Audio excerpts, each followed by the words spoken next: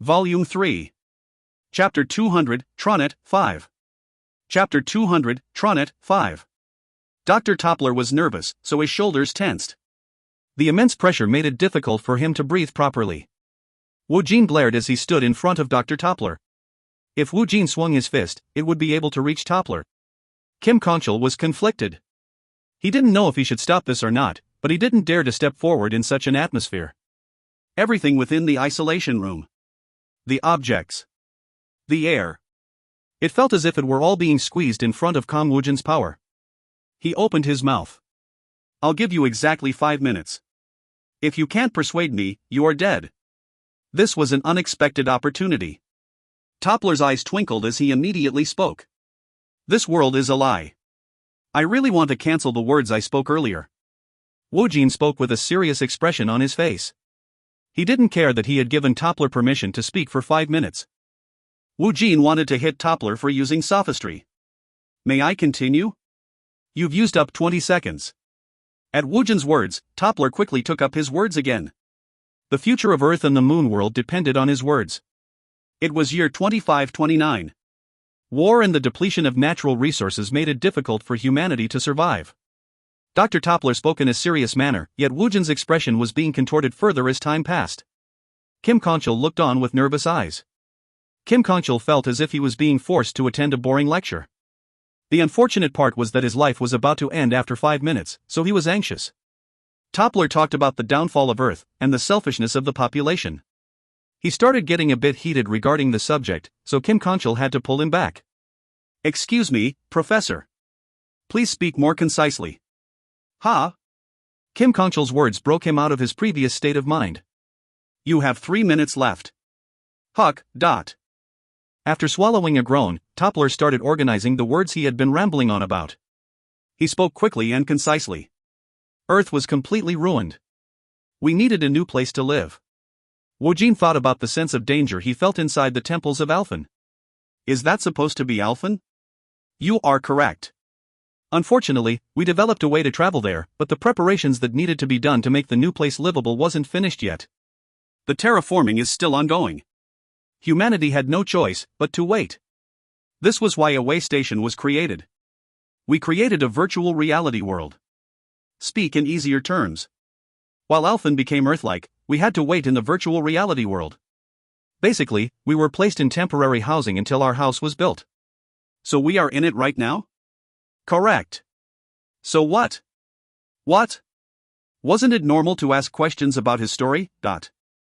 At the unexpected reply, Toppler became dumbfounded, and he could only reply with a question of his own. "So what are you proposing? You are going to take us out from this world? You want us to go to the new house, since it is completed? I wish it was so. However, there was a problem." "Of course. A problem always arises to make everything into shit. Some greedy people amongst us arose, and they made more virtual reality worlds. The total number was. There were 72 of them." "Correct. These were virtual reality worlds, yet these individuals were able to godlike power within them. Some even strived to become real gods. The source of this power and authority was rooted in the code each possessed, and they became jealous of each other. Then the numerous dimensional wars. In the end, it was an all-out brawl. Yes. Wouldn't all of this be solved if everyone was awoken from the virtual reality? Why are you guys hesitating? A problem occurred regarding this issue too." "What happened?" "The terraforming on our new home hadn't been finished yet." Woojin looked at Toppler in dismay. "However, we found an answer." "What is it?" "Tronet. It is a network that allows movement between the planets. We can finish the terraforming using this. Explain it in a way I can understand it. Basically, we can dematerialize a person or object from Earth. Then it could be beamed and rematerialized on Alphen. So you can log in from Earth and log out from Alphen." "Are you talking about a portal?" "We used that concept as a basis to come up with this idea. We used it to make this solution. However, this isn't a dimensional shift. The movement between dimensions is a method only used within the virtual reality." Woojin glanced at the clock on the wall. "Your 5 minutes is up. Are you going to kill me? You know me well. You can't. Why not? You should try running away like before I thought." Whether I run away or not, my plight is not the problem. We have to save the virtual reality Earth and the real Earth. The people who lost their code can only exist within the virtual reality. Then let them live there. Did they really need to make a distinction between reality and virtual reality? From Woojin's experience, this was a useless distinction. The world was for the living, and the afterlife was for the dead. Your Earth and my Earth is in peril. Toppler had said this last time. Dr. Toppler had said they were heading towards the same goal, and his words once again circled around Woojin's ears. It was unpleasant when he heard it before, and it was also unpleasant to hear it now. He felt repulsed by this person, who tried to bring about a desired result as he covered his ass. I'll hear you out. Woojin was sure Toppler was hiding something. However, if the situation called for it, he would make an alliance with this awkward bastard. He wanted to hear about the dangers he would have to face in the near future. For a very long time, we kept surveillance on those who possessed the admin codes. We've done this several dozen times, yet there was someone who always strived to become the supreme being. A supreme being. Is that the end game? Was this what the dimensional lords were struggling so much to reach? One had to look at the person closest to reaching the goal. I'm guessing you are referring to the 72nd throne. I'm pretty sure you met him before. What? I did? Woojin tilted his head in confusion. When Woojin's gaze settled on him, Dr. Toppler gulped as he spoke. Everything would end once he descends. I'm talking about the dimensional admin. He oversaw everything. When he gathers all the codes that makes everything possible, he would be born again as the supreme being. He'll merge all the dimensions together. He'll be a god of everything. Dimensional admin. Woojin thought about his meeting from before. He had been summoned to Alphen without any notice, and he had worked hard to return to Earth. His efforts had been basically like clawing out of a hole, and he had been able to meet the dimensional admin. With his help, Woojin was able to return to Earth. Your words make no sense. Why would that bastard return me to Earth? Before Woojin could end his sentence, Dr. Toppler gave a reply. He didn't have much time left. Captain Leon should be arriving at the Sol Station right about now. You possess the code and key he needs. An innate code was scattered. You possess the deletion code. The dimensional admin is trying to get his hands on the completed deletion code. You are talking about Thrash's power. Correct. He wants to possess all the codes. In the virtual reality world, humans were mere files. When one died, one was deleted. There was a space where the dead gathered. Woojin was an existence that could revert the deletion by pulling the dead from that space. Necromancer. The strange sense of dissonance that had bothered him lightened. Was it because his vague goals had been clarified? All right. Tell me what you want. He is about to descend. We would have had to complete our task before that happened, so we've already missed our opportunity. The virtual Earth has no hope anymore. We have to do a new reset. Tell me how you'll pull this off. The people of the moon world will log you out. When you wake up, the memories embedded in the code will give you the instructions. It was like opening a skill book. It would be as if the knowledge was placed in one's mind. It was similar, yet it was also different. It was akin to memories being unsealed. The method would be embedded in the recovery code you gained from Yellow. When he killed Yellow, he had gained the recovery code. You have to do something before you can do that, but what is it? When the recovery occurs, the dead people will come back to life. Time would be reverted in wholesale. It was basically like a rollback. Everything would be reverted to a previous checkpoint. Meanwhile, the residue created by this action would create dimensional refugees or beings that would wander some unknown space. If you want to recover Earth, you need Earth's code. You have to take it. Woojin stood still, and he didn't budge an inch. She'll be reborn again. You don't have to hesitate. Who? At Toppler's heartfelt plea, Woojin just replied with laughter. His anger settled into something cold. This was why his gaze caused goosebumps as it headed towards Toppler. Just think of those words as your last will. Please think. He wouldn't change his mind. Toppler could see it in Kong Woojin's expression and he could hear it in his voice. Toppler could guess at his fate. There's no other way except for a reset, Toppler couldn't give a solution to the problem, but he had a way to prevent the worst-case scenario. It was the only way forward. Time had to be tampered, and the problem had to be solved anew. Schwack! Kong Woojin swung his fist. Instead of taking the test again, he chose to rip up the test. Guang! Please go! Kim Conchal blocked the path of Kong Woojin, but Toppler didn't have time to be thankful or be touched by his action. He was only a rank aroused, so how many seconds would he be able to last against Kong Woojin? Toppler quickly ran to grab the handle to the restroom. We'll log you out soon. Please do not forget the words I told you. Eek. The door opened, and Toppler entered into the entrance. Woojin kicked Kim Conchal, who was holding onto his leg. Let me go. Kwang. Kim Conchal was sent flying into the wall, and he ungainly rolled across the floor. Oh look. The impact was too much. Kim Conchal didn't even think about getting up. He just moaned. Woojin quickly grabbed the handle of the restroom's door. It had been quickly closed by Toppler. Tuck. He felt someone grabbing at his thigh, so Woojin looked down. He saw a bloody face of Kim Conchal. It looked as if his head had been split open, yet he desperately grabbed at Woojin's leg. You are the only one. Please. Save me. Who will save whom? It seemed everyone was thinking of themselves. Woojin roughly kicked Kim Conchal away, and he opened the door to the restroom as if he was about to rip the door away. Kwang. However, Dr. Toppler couldn't be seen across the door. The soulless and sneaky bastard had returned to his world. He had used a dimensional shift without a dungeon. No, should he call it a logout now? Woojin glared at the blameless Kim Conchal. From the tip of his toe to his head, he felt an extreme rage suffuse his entire body. Our goals aren't the same. Their goal was to block the descent of the Supreme Being and saving Earth? He had heard what the other side wanted. However, their goals wasn't his goals. Those bastards were delusional if they thought otherwise. Reset? Ha! It was a non-starter for him. Go back and do what? He would have to go through the 20 years of wandering again, which had been extremely painful. Then he would have to return to Earth to see it crumble. His goal was different. I'll end this. He didn't care what happened to the moon world. He'll protect Earth. He'll destroy all the dungeons. He'll cut the connection between dimensions, and he'll make this his own Earth. He'll protect this Earth. I'll kill them all. He'll pursue a method that he was most confident about. The only way to gain the Thrash's executioner was through shedding Sua's blood? I don't need it. He didn't care about the executioner. He didn't need it even if it was the only viable method. He'll become Thrash, and he'll execute all those bastards. Woo-woo. When he was filled with rage, Kong Woojin was able to see the evil spirits that always hovered around him. Their cries were chilling, yet Woojin's eyebrows didn't even twitch.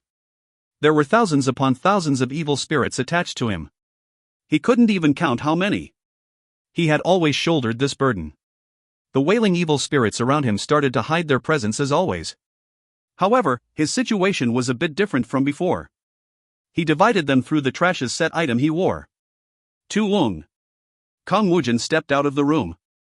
If you find any errors, ads pop up, ads redirect, broken links, non-standard content, etc., please let us know. Report chapter so we can fix it as soon as possible. Chapter 201, God of Destruction, 1. Chapter 201, God of Destruction, 1. Woojin exited the room with a big frown on his face, and the first thing he saw was a crowd of people running up to him. There was young Minchin and Wu Sughun. Then there was Kim Haeman and Blanca, who he hadn't seen for a while. Even Bibi was there. Why are you all gathering around me? Are you okay? The sounds from inside the... I want you to heal the bastard inside. Blanca possessed a healing ability, so he discreetly went into the isolation room. The rest of the group followed behind Woojin. Why are you guys following me like dogs? Are you okay, President? Young Minchin bolstered his courage as he asked a question. Woojin frowned as he replied with a question of his own. Why wouldn't I be fine? Your complexion doesn't look good. Woojin looked around his surrounding. Everyone looked worried, and there was something common in all their faces. They were all looking at him with worried eyes. Are you guys perhaps worried about me? Ha! Geez, Woojin grinned. He relaxed his stiffened face. He never expected to receive such gazes from others in this life. No, there had always been someone who had looked at him with such worried eyes. This is a first aside from my mother. Maybe this should have been obvious if he looked back on it. These people already deserved to be called his family. He could worry about them independent from what power they possessed. It was a refreshing feeling.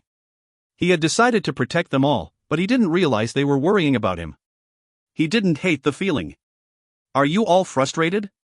Yes? Yes, sir. Young Minchin's voice was especially overflowing with energy. Of course, everyone felt frustrated by the situation, but it was the worst for young Mikan. Important figures from different countries contacted Minchan so much that these calls just rolled off his back. He shrugged them off, yet kings and government officials kept trying to get Minchan to arrange Woojin's support. It wasn't just these people. All the people of the world held a similar view. Woojin was the vanguard spearheading the dungeon breaks and the monster rush. This was why everyone surmised Woojin had the most information regarding what was going on. In truth, young Minchan also thought the same. However, even if he did receive answers from Woojin, Minchan would never pass on what he learned to others. His role was to take the requests and criticisms. He stopped the threats and entreaties for cooperation from reaching Woojin by solving issues beforehand. He made it easier for Woojin to operate. However, Minchan was staring at an endless war with the monsters. Of course, he was curious to know if this war would come to an end. Gather around. Woojin's expression softened a bit, and this served to relax the uncomfortable atmosphere. How should I explain this? Hadn't he been angry because he couldn't organize this situation within his head? However, everyone was waiting with bright eyes as they waited for his answer. He did his best to summarize the situation. The act of trying to explain it to someone else made it easier for him to sort everything out. It is year 2529 on the real Earth. This world was a world created in virtual reality. What? Everyone became surprised. Sunghoon's eyes turned round as he asked a question. So what are we? We are people connected to this reality.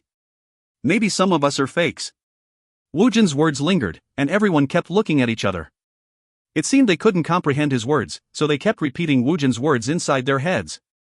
It seemed Woojin wasn't going to wait for them to comprehend it. He continued to pour out the words he organized. There are 72 of these fake worlds. Earth is one of them. Alphen is another. The planet Jakku was also, Then what are dimensional lords? What are dimensional domains, and the dungeons? It is the crack between dimensions. It might be a small planet, and the owners are the dimensional lords. They are probably connecting to this place from the real Earth. They are probably humans barely hanging on to life through a life support machine.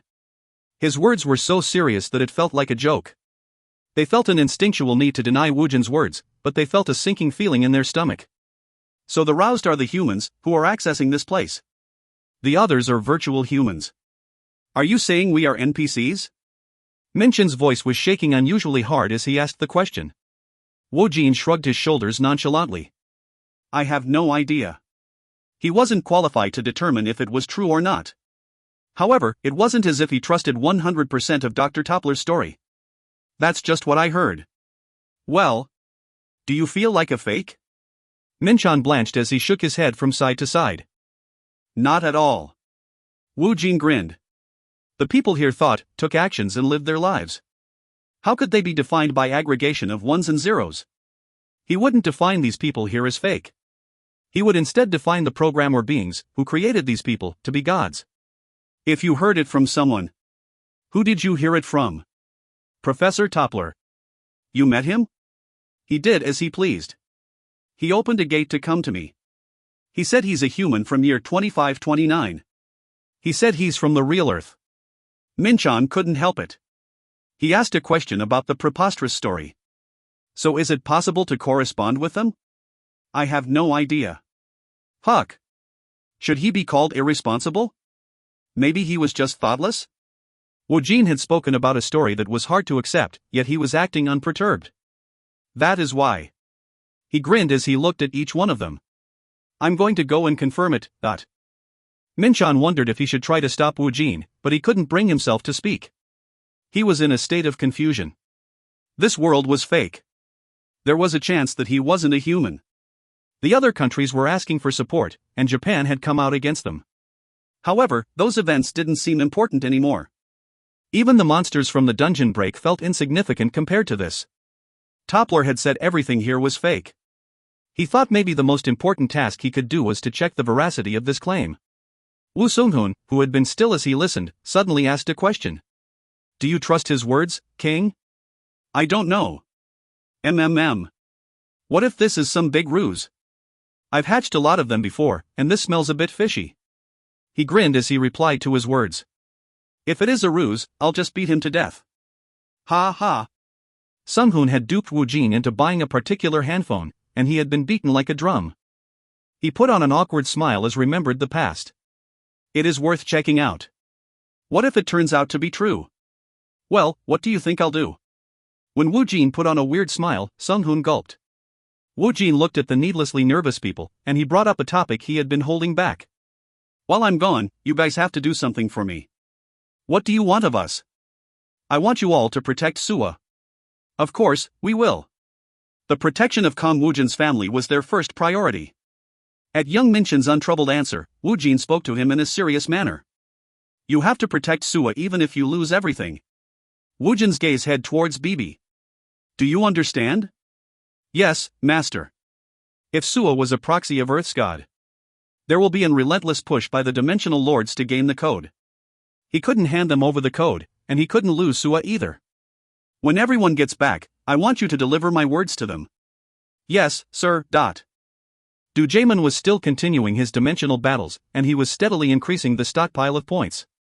There was no news regarding Sungu, and Haesol had left after leaving behind a letter. She was somewhere on Alphen, and no one knew when she would be returning. Where are you going to go, President? Before I go, I have someone I have to meet. The Moon World bastards would facilitate his logout? He had been summoned before against his will before. Once was enough. If he had business on the Earth from year 2529, he would go there of his own volition. Woojin summoned his phantom steed, and he got on. BB. Yes, master. If I don't make it back, I leave the undead army to you. When the undead familiars were summoned, the magical energy of the necromancer started to be consumed. This was especially true for Yong. It had an enormous body, and it always received considerable damage during battle. One had to regenerate it, and it siphoned off a significant amount of magical energy. This was also the reason why the undead army had a hard time operating far from its king. Occasionally, he had given command of his undead army to Lich Janie's. It was also inevitable that Janie's had a smaller reservoir of magical energy compared to Woojin, since it couldn't steal souls. However, he had already assigned Bibi as the admin in charge of taking care of the flying fortress. It was similar to how Woojin gathered the souls nearby to fuel his magical energy. Bibi would be able to use the colony's points to bolster her magical energy. Of course, this was assuming she was near the colony. If Bibi was able to give them support, the undead army would be able to display its full power. It won't take me too long to check this out. I want you to protect Suwa. Yes, master. Please don't worry. We'll protect her at all cost. The phantom steed jumped into the air, and everyone waved their hands towards Woojin. The several people, who was aware of situations surrounding the Holy Maiden of Earth, started their defense against the beings gunning for her. Pu Shuk. Toppler, who had been connected through the interface adapter, opened his eyes after his code was withdrawn. MMM. When he groaned, one of the team member pushed a bottle towards him. Thank you. Were you successful in convincing him? I'm not sure. What? He became surprised at the professor's wishy-washy answer. If we don't have the code, how are we going to restore the planet? MMM. They needed two things to reset the virtual servers. They needed the restoration code and the planet code. Woojin possessed the deletion code, and he gained the restoration code by killing Yellow. However, that was all he possessed. Only the 72 thrones possessed the planet codes. Dr. Toppler's job was to convince Kang Woojin to acquire the Earth's code, and it would make him the first throne. This was the only way he'll become useful after his logout. If he didn't have the planet code, it didn't matter if he had the deletion code and the recovery code. It was like asking someone to cook with a knife and pan with no ingredients. Shouldn't we halt everything right now? What if our actions instigate the god of destruction to descend? They had gone through hardship to hold out for this long, yet it could all disappear in a flash. This was why they hadn't approached Kang Woojin, who had the deletion code, in the first place. He was too difficult to deal with. Their hopes had been with Yellow. Toppler let out a bitter laugh when the person in front of him looked at Toppler with distrustful eyes. He couldn't blame the man. He deserved to be berated, since he had acted without seeking approval from the others. He wanted to put all the blame and consequences squarely on his shoulders, but events had gotten too out of hand to do so. I'll have to give orders to Kim Conchal. I'll make preparations. They had to prepare for the unexpected. If Woojin logged out without possessing the planet code, it would be the worst possible scenario. They had to prepare for it. It was a desert where only sand was carried by the wind. One could see a dried-up tree, and 2 abandoned buildings.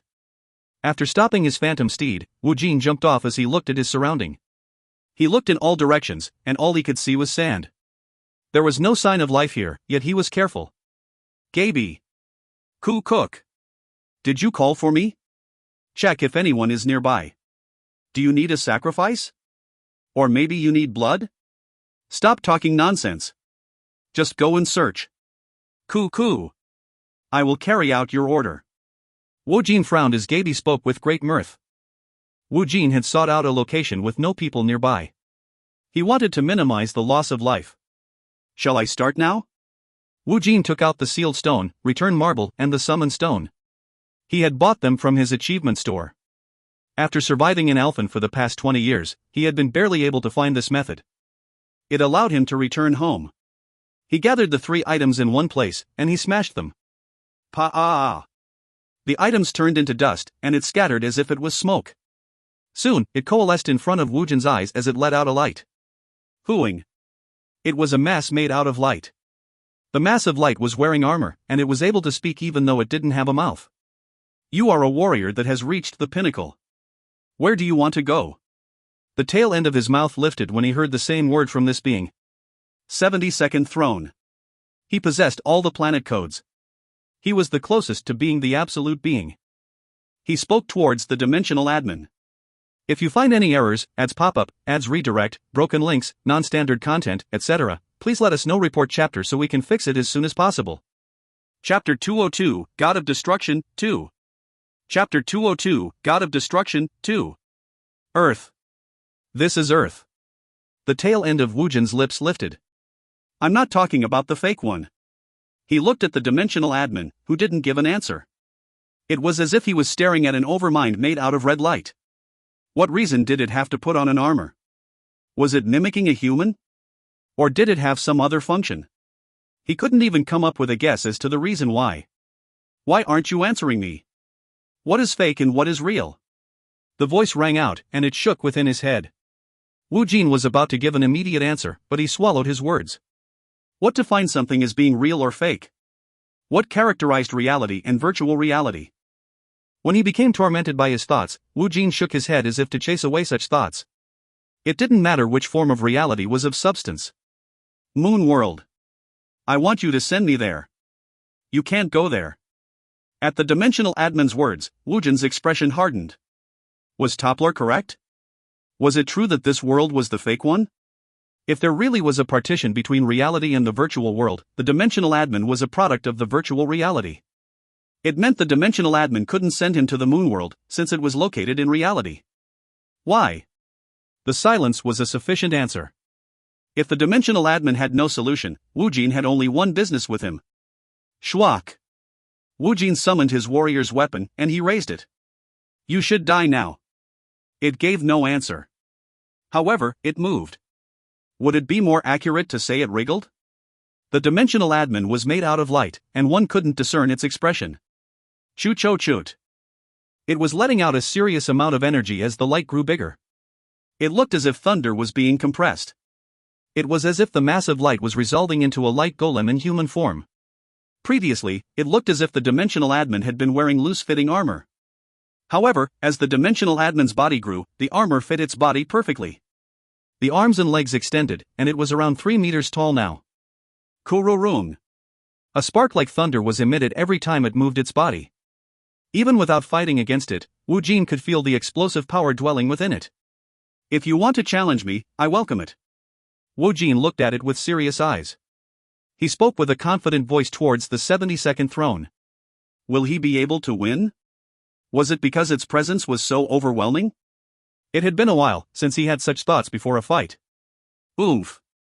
As if to chase away his anxiety, Woojin charged towards the large form. He didn't care if the bastard was made out of light. He just had to kill it. Kwajijik. The warrior's weapon penetrated the 72nd throne's forearm. The spear entered with no resistance. When Woojin tried to take it out, it refused to come out. It was as if it was embedded in concrete. Kururung. Woojin was unsure as to how he should describe it. He didn't know if it was a wound or a gap. He could see its forearm wriggle. He was pulling with incredible force, yet the spear refused to move an inch. Shwak, Kwang. The bastard's fist struck Woojin's side. Puwak. He impacted on a dune as he was buried within the sand. He erupted out from below as he rushed towards it. Summon. Woojin unsummoned, then summoned his warrior's weapon. He changed it into its great sword form. The warrior's weapon could change its form freely, and he could recover it. The battle style one could develop with such a weapon was endless. Chua-hung. The great sword sliced through the enormous forearm as if it was passing through water. However, the forearm reattached itself so easily that it made one wonder if it had been severed in the first place. Xuan, Juan. It didn't matter if he sliced its neck or leg. The result was the same. It was hopeless, since he was swinging his sword at a being with no real body. Quan. When he let his guard down for a brief moment, it punched him. Woojin was sent flying. He stood up as he spat out sand from his mouth. He hadn't taken any damage. The soul armor had activated, and the exact number of souls needed to block the attack was consumed. Shit. It was neither a human nor a monster. It was a being made out of light. It was basically an ethereal being, so how should he face this bastard? Its body was a mass of light. What an annoying bastard. Woojin changed his warrior's weapon into a bow. Xuan, Shushuk. He pulled only the string, yet an arrow made out light appeared. It embedded itself in the bastard. The arrow in flight acted as if it was caught in a magnetic field. It slowed before it was absorbed into the dimensional admin's body. Shushuk, Shoong. It seemed physical attacks didn't work, and the arrow of light was also useless. Should he call his familiars to fight this bastard? I'll be wasting my magical energy. He didn't know how useful his skeleton army or his death knights would be. He wasn't certain, but he was pretty sure Yon would be much help either. He thought about calling for Lich Janies, but he gave up on that idea too. I have to conserve my magical energy. Even if it didn't have real body, the bastard should have a soul. He decided to bet everything on Thrash's punishment. Shwak. When several throwing knives flew towards the dimensional admin, it punched the knives to block all of them. Shu-on. The hand of light had held onto one of the throwing knives. Armor?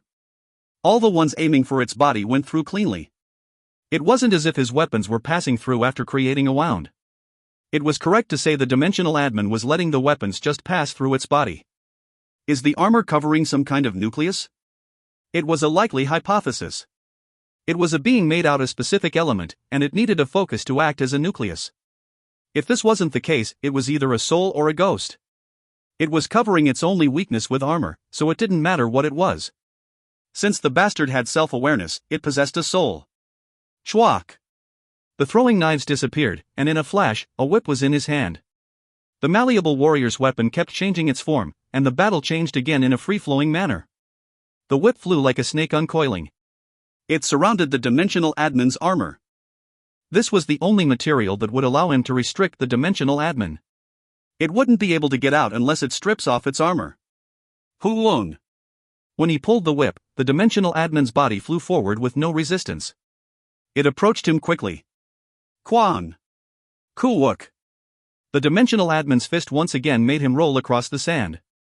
Woojin's lips split open, and he spat out the metallic-tasting blood from his mouth. His last batch of souls had been consumed. Since he didn't have the soul armor, its fist was very painful.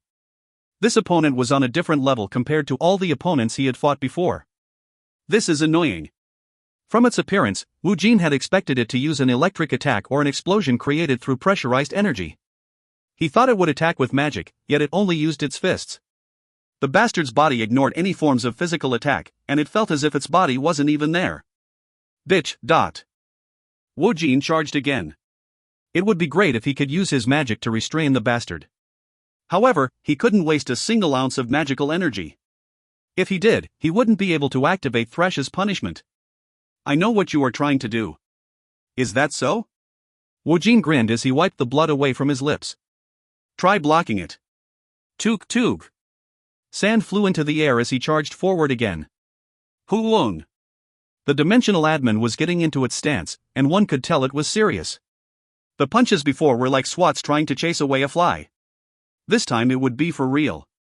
His bones could be crushed. No, he had to worry about his life more so than his bones. Tuing. Woojin didn't stop his footsteps, and he once again jumped towards the body of the dimensional admin.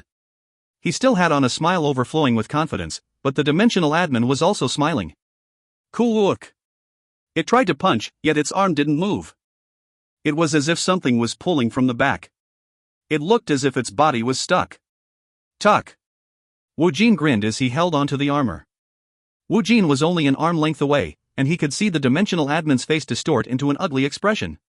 Even if you know it is coming, you can't block it. It was a being made out of light, yet it was wearing an armor.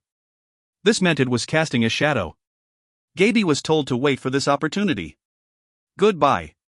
Woojin gripped the dimensional admin's head with his hands. Shwa. In an instant, his magical energy was drained, and he felt an absence within him.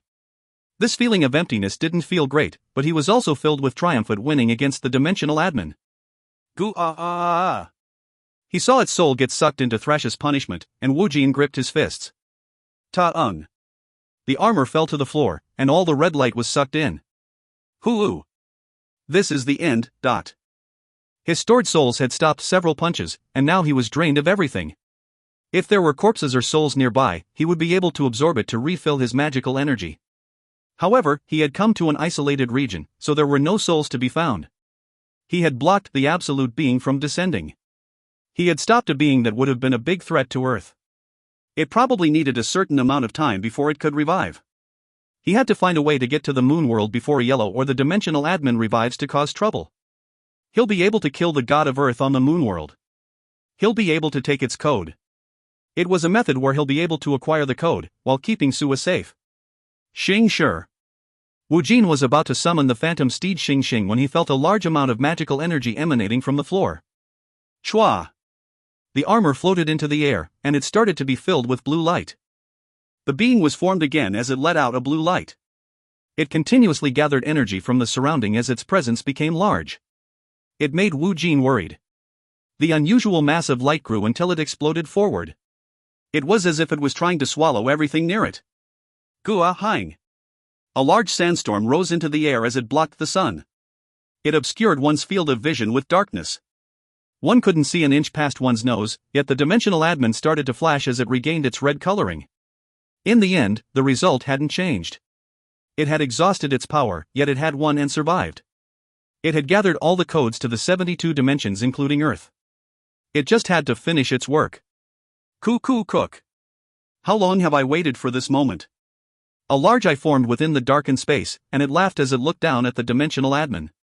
The shadow imp Gaby let out a wicked laugh as it circled the dimensional admin. I have been awoken from the punishment of death. I will reveal myself to this world again. Gaby swirled around the dimensional admin's body as if it was compressing into it. The black shadow started to mix with the red light. The red light darkened, and at some point, it had been dyed completely black. Coo. The darkness split into a wide grin as it laughed. A descent by borrowing the body of a corpse? It couldn't be compared to this. This was a complete revival. It was no longer an unstable being summoned by borrowing the power of a necromancer. This was a perfect revival. Ko-ha-ha-ha-ha. It was a being who had created this world in the beginning. After a long time, the absolute being of the dimensions had descended. Saurus Mountain's world tree, planet Alphen. Ah. Holy Maiden Melody let out a sound of sadness. There was a man standing in front of her. He had translucent skin that made his skin look pale. She tried to push her hand forward. Shwa. The man turned into black smoke, and it entered her hand. It was as if it was being absorbed. Ah. She could see souls. The dead were. She could see souls letting out cries of deep sadness. It felt as if their cries were filling up the world. Melody wanted to close her eyes, but she stood firm as she tried to get used to it. Hoo-oo. Even if she wanted to help them, she didn't know how. He wasn't as nice as the goddess of prophecy. Moreover, he didn't send oracles. At some point, she was able to see souls. She tried to embrace the souls, but they all turned into smoke when she did. She was letting out a deep sigh when a welcomed friend arrived. Holy Maiden. Team leader Haesol. She was the woman from Earth who followed Kong Woojin. Che Haesol had returned. Where have you been? I was trying to find a power that'll be of help to the king. Did you find the power? Yes. She spoke without hesitation, and her face was full of confidence. At that moment, the unquenchable fire in front of the world tree was extinguished, accompanying a wind. Waru Rook. A flame suddenly rose as a shadow of a figure could be seen. If you find any errors, ads pop up, ads redirect, broken links, non-standard content, etc., please let us know. Report chapter so we can fix it as soon as possible. Chapter 203, The Boundary Between Reality and Virtual Reality, 1. Chapter 203, The Boundary Between Reality and Virtual Reality, 1. Meeting room inside BB's castle control tower. The news was running on the large monitor. The voice of the news anchor rang out inside the silent room. An explosion of unknown cause has created a large sandstorm inside the Gobi Desert. A research team was dispatched to see if a dungeon break had occurred nearby. We have a satellite image taken right before the explosion. Our next story. In the past, this story would have been treated like breaking news. However, it was now being treated as a passing news story. There were too many dungeon breaks occurring everywhere now. It wasn't treated as breaking news unless a dimensional lord powerful enough to destroy a country had appeared. The people of Allendale was looking at a figure within the blurry satellite image. Their expression didn't look too good. Doesn't that look like our king? Wu Sunghun's words broke the silence, but everyone fell silent again. There are more details on the internet. The explosion at the Gobi Desert was a nuclear weapon level explosion, and the related information was being quickly uploaded onto the internet. There was also a video being circulated aside from the satellite image. Oh shit. What the hell? It's a Pegasus. The person filming the footage spoke as he recorded the sight of the phantom steed streaking across the sky. Isn't that Xing Xing? Correct. Where was this filmed? The description under the video said it originated from China. All right. It says he was heading west. Jung Minchin was silent for a brief moment before he asked the question. He's still alive, right? Of course, he is. Our king was fine after taking a direct hit from a missile. Ha ha. At Wu Sunghun's words, everyone's expression relaxed a little bit. Master is alive. I still exist. Of course. A definite sense of relief was felt when they heard BB's words. Phew. Recently, I don't know why, but every little incident makes me anxious. Minchan was barely able to calm his racing heart. It was akin to letting a child play near the river. Whenever Woojin went somewhere, he became anxious. So did he go to the moon world or whatever? At times, Woojin went to visit his dimensional domain or Alphen. So his absence wasn't a surprise. However, they were afraid of the piece of truth he'll bring back. I guess so. What happens if this place is really a virtual reality? At Sunghun's worried voice, Minchan spoke in a low voice. That means we aren't real either. If the virtual reality disappeared, would only the roused wake up in reality? Minchan, Sunghun and Heyman weren't roused. They had a complicated expression on their faces as they kept their silence. This is breaking news. The members of a Chinese guild called Limsum Guild was dispatched to investigate the explosion that had occurred at the Gobi Desert. All communications with the team was severed. This footage was sent before. As the anchor spoke, the footage filled the screen. The dust clouded the field of vision. It was as if one was walking within a fog. I detect a strong magical energy in front of us. Clear this away. Sunghun understood Chinese as if he was a native to the language. The roused used his power to stop the flow of air. Afterwards, he gathered the dust in a single location and he sent it away. When the field of vision cleared, one could see a large doll standing in place. It was wearing an armor that looked like a vest. Is it a golem? It didn't look like a human. Moreover, it didn't look like any of the analogous races. It looked more like an inorganic object than a living being. It looked like a golem similar to Dulcie. The unique characteristic of its body was the fact that the body was made out of a black substance that made it impossible to tell if it had a solid or a liquid body. It was roiling as the substance moved like oil. It looked like a clump of oil. It also looked like a collection of black clouds. However, the important part was what happened afterwards. Hong. Kwang. The strange monster swung his hand, and all the members in front was sent flying after being hit by a force. Cuckoo cook. It let out a bizarre laugh. The person holding the camera was dead, and the footage shook as the camera was dropped to the floor. The camera was lodged in the ground, and the footage came to an end. The Chinese authorities are assuming that this being is a new dimensional lord. They are in the process of gathering a special task force. Moreover, they are thinking about approving the use of a tactical nuke. Huck! What the hell? They are thinking about using a tactical nuke over that? Minchan was showing his dismay over the news when an employee ran in. Prime Minister. The Chinese government is asking for our assistance. Is it because of that? A still image of the monster was filling the screen. When Minchan pointed at it, the employee nodded his head. I believe so. The situation is much worse than what the news is reporting. The monster is bulldozing through cities as it destroys everything in its path. It has already reached the western region of Zhangjiakou. Isn't it traveling way too fast? The more important fact is that our king isn't here. That's true. Kim Hammond quickly minimized the news as the screen of the computer was projected. His expression hardened after opening up a map. It is traveling in a straight line. Young Minchan groaned as he looked at the red line. It is almost at Beijing. I can see why they are so nervous. No, you should look beyond it. Kim Hammond spoke with a serious expression. The flight path was extended in a straight line, and the line came to an end at a city. Minchan's expression stiffened as it turned cold. Seoul.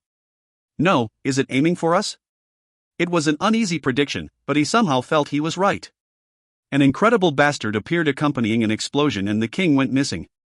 He had been barely able to tamp down his anxiousness, yet the feeling was getting larger again. A different employee ran into the room. Prime Minister. South Korea is on the line. There's been a large break in Busan. They are asking for help. Prime Minister. New York has. Employees kept coming in with a phone in their hand. Minchan massaged his temple as he watched them. The king isn't here, so what can we do? Kong Woojin was a one-man army. Kong Woojin was missing, and it was as if the monsters all over the world had agreed to go crazy all at once. This hell-like world was a problem if it was the real world. It was a problem if it was a fake world. It felt as if his limbs were missing. No, was his entire body gone? He started having auditory hallucinations. Help me. Please don't abandon us. You could have protected them. Don't go. I want to live.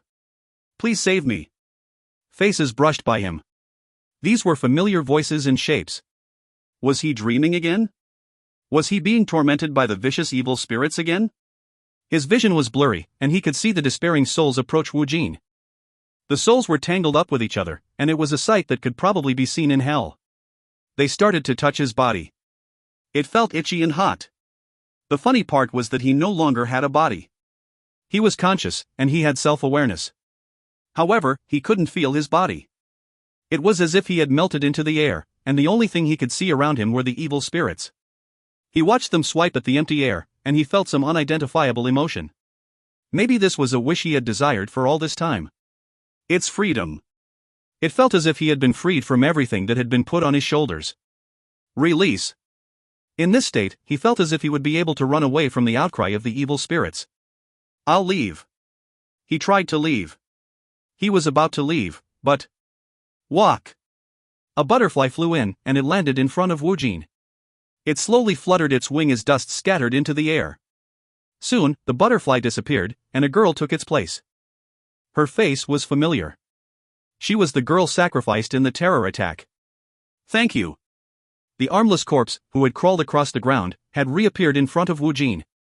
She coalesced from dust, and the arm she lost in death was back. She looked normal. It has been an honor to fight with you. He remembered him. During his mercenary days, he was a free knight who had fought with Woojin in the battlefield. The old man bleeding from the head solidified from smoke, and he bowed towards Woojin. I do not resent you. His memory was fuzzy. These were people who had died by his hands. The tormenting evil spirits reverted back to the appearance they held at the time of their deaths. They appeared in front of his eyes. They all bowed towards him as they smiled. Woojin was swept up by an unidentifiable feeling, and he had no idea what expression he should put on his face. Thank you for not giving up on us. Each of them spoke similar words to him. He felt sorry, because he hadn't been able to protect them. This was the space of emptiness. The state of his body was uncertain. He was unable to perceive himself in this space, yet the souls surrounding him confirmed his existence. These were the lives who he hadn't been able to protect. They were all looking at him, as if they were protecting him. Leon's ship landed at a desolate basin. PSSSSHK. The door opened, and armed soldiers wearing gas masks descended the stairs. "We are ready to wheel him out, Captain." A cart was floating in the air. It was akin to the ones that were used to transport patients. It was questionable to call it a stretcher, but all the preparations were complete. "Has the professor contacted us?" The professor failed to convince him. Captain Leon let out a groan as he activated the device on his wrist. A holographic screen came alive, and one could see Dr. Toppler. "Professor. If he doesn't have the code, it'll be meaningless to log him out."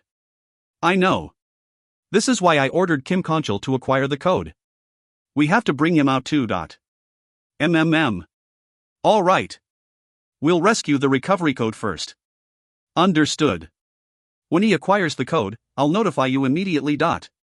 They needed both the Earth's code and the recovery code. Where's Kim Conchal located at?" "He is at the Soul Station."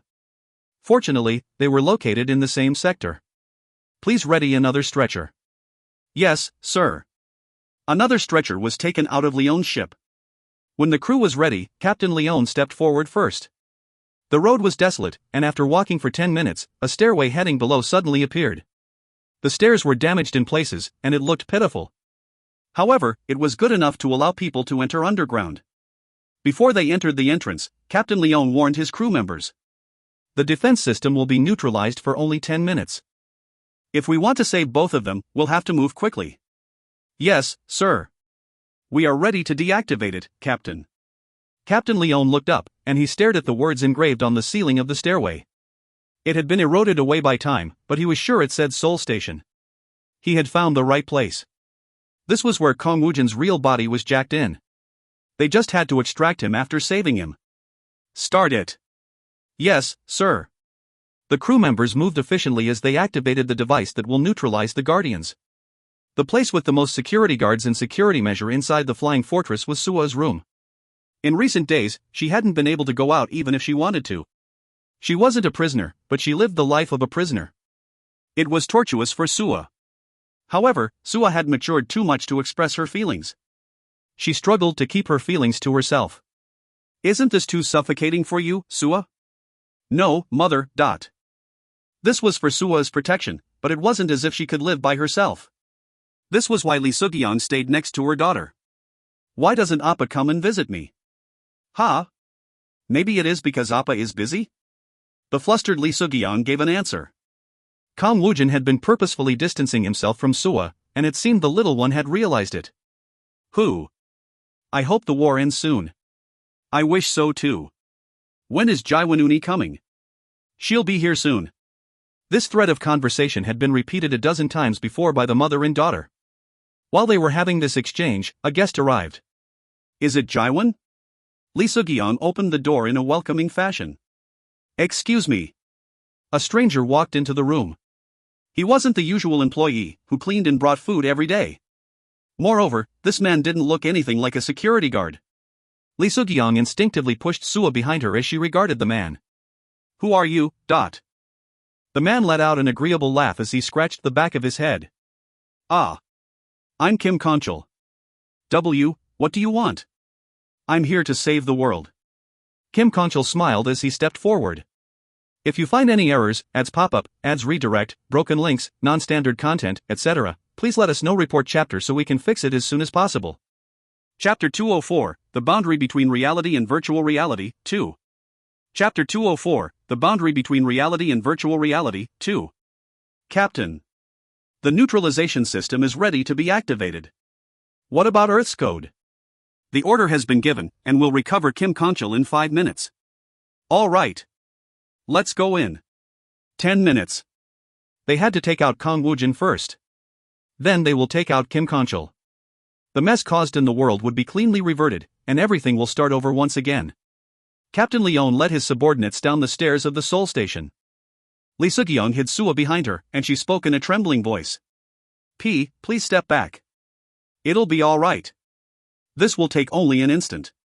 Kim Conchal stepped forward with a blank expression on his face. He was doing what needed to be done. I won't let you, you bastard. She hadn't been threatened, but she could tell what he was about to do. She acted on her maternal instinct.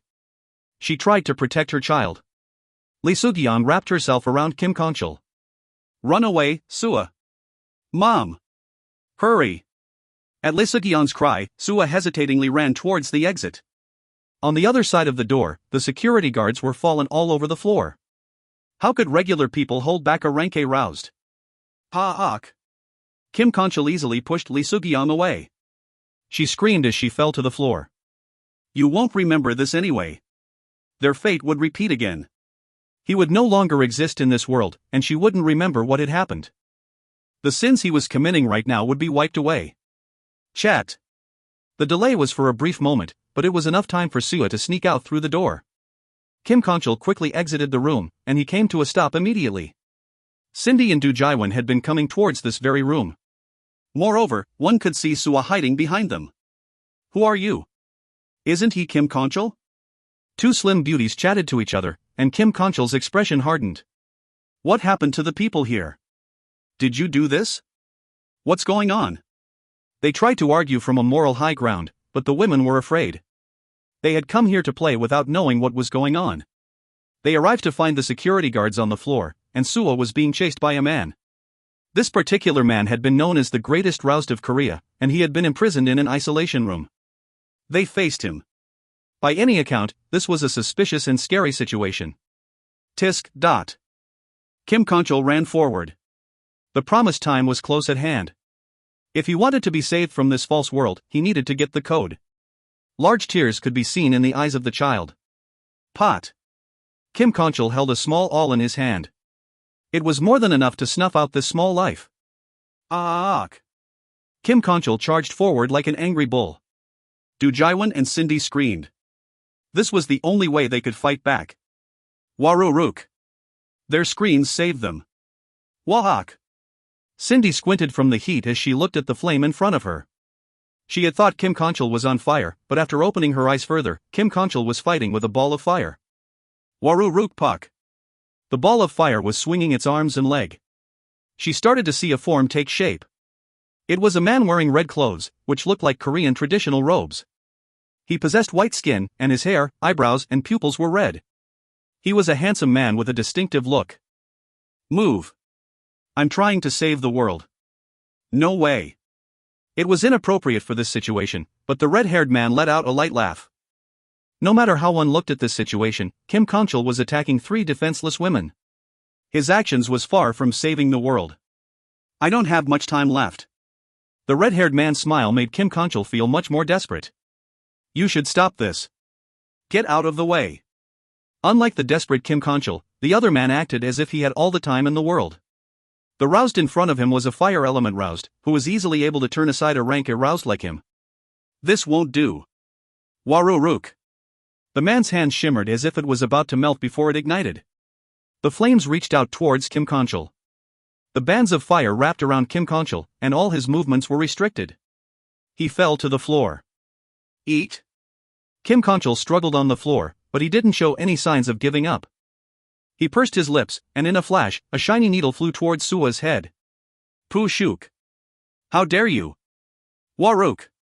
A wall of flame appeared in front of Sua. Before the needle could reach its target, it melted from the heat. Should I burn you or not? Currently, the loops of flame was just restricting Kim Conchal. Kim Conchal, who was tied up, just felt a warm sensation from the flame. However, if the temperament of the flame was changed a little bit, the bands of flame could turn Kim Conchal into ashes. However, the man didn't have to worry about what to do. Ah. Not yet. Suddenly, Kim Conchal shivered as he started to struggle. His body slowly started to turn gray, and he disappeared as if he had never existed in this world. The man had seen this numerous times before where beings disappeared without leaving behind a corpse. Ah. He was a dimensional lord? He tilted his head in confusion. Du Jaiwan and Cindy approached him, and they bowed towards him. Thank you. It had already been several weeks since they had moved to Allendale. They knew most of the well-known roused, yet this was the first time they saw this man in front of them. Sister-in-law. It's me. What? When Du Jiwan and Cindy became surprised, the handsome man with the red hair grinned. It's me, Sunggu. I'm Sunggu. He had won against the curse of the dragon's breath. He was born again as a dragon-human hybrid. He was the flame man Hong Sunggu. No way. Huck. Do Jinwan and Cindy shook their head as if they couldn't believe it. Sunggu was never this handsome. Seoul Station. Hurry. At Captain Leon's insistence, the party members quickened their steps. They relied on the light attached to the magnetic levitation cart as they ran down the dark tunnel. We are almost at our target. They were inside subway station building. There were a long line of capsules interconnected to each other. Each capsule was labeled with numbers. They were looking for a specific one. G529. Leon gave the order when he saw the Asian features of the man within the capsule. Start opening the hatch. Yes, sir. The party members placed equipments that will open the capsule. Weeing. They had done this numerous times, so their actions were in sync. In a flash, they had unlocked all the clasps that kept the capsule sealed. Open it. Poo shooing. Shriek. The air escaped, and a nude figure of a man could be seen. There were hoses placed in the man's mouth and ears. There were devices attached to the head, heart, and other body parts. It looked as if the man was stuck inside a spider's web, and it looked creepy. Get him out of there. Yes, sir. The connecting equipments were being pulled off, and the man had to be put on the cart. They just had to take him out now. At this point, they had spent only 3 minutes and 30 seconds. Pa jeek. Pa ak. A party member fell backwards when one of the equipment let out a spark. What's wrong? I'm not sure. Just sever it with the cutter. Yes. If they couldn't pull it off with their hands, they would just cut the man free. However, Pa jeek. However, party members' body shook from being electrocuted. The electric shock was transferred when the cutter touched some unknown barrier made out of electricity. Shit. Leon ran forward, and he was able to pull away his subordinate. The subordinate had already lost consciousness. What the hell is going on? Captain Leon had rescued several dozen people before. This situation was a first, so he was confused by the situation. Jeek. He wasn't sure if the smoke originated from the electric current, but it lingered around the nude man's body. Was there some kind of powerful lock placed on him? He had always brought out a yellow before. This was the first time he would be bringing Kong Woojin into reality. Captain. We don't have much time left. Shit. Since he didn't have a solution, it would be a waste of time to stand around here. Moreover, 2 of the party members was unconscious. Put everyone on the cart. We'll save Kim Conchul first. Yes, sir. The rest of the party gathered the 2 party members on the cart, and they hurriedly went towards Kim Conchul's capsule. Darkness. In truth, it was impossible to tell if it was bright or dark outside. A small light appeared in the emptiness. The light registered at the same time as the darkness. Then. He couldn't fight the queasiness, so he emptied the content of his stomach. We have to move him. We don't have much time left. At Leon's words, the awakened Kim Conchul cracked open his eyes to look at his surrounding. The party members picked him up, and he was put on the cart. When he looked up at the ceiling from a prone position, the ceiling looked familiar. Subway station. Was this the moon world? Or was this the real Earth? The fake. Did he finally shed the bonds of illusion? Kim Conchul closed his eyes. I was saved. He felt relief, and at the same time, he remembered something he had forgotten. His eyes opened wide as he spoke. Earth. Code. I've failed in acquiring it. What? Leon stood still for a brief moment, and his face crumpled. Shit. Let's get out of here first. They had to get out of here within the 10-minute time frame. If not, the Guardians would resume their activities. The party members quickly walked out of there. Flying Fortress BB's castle. Phew. That was a close call.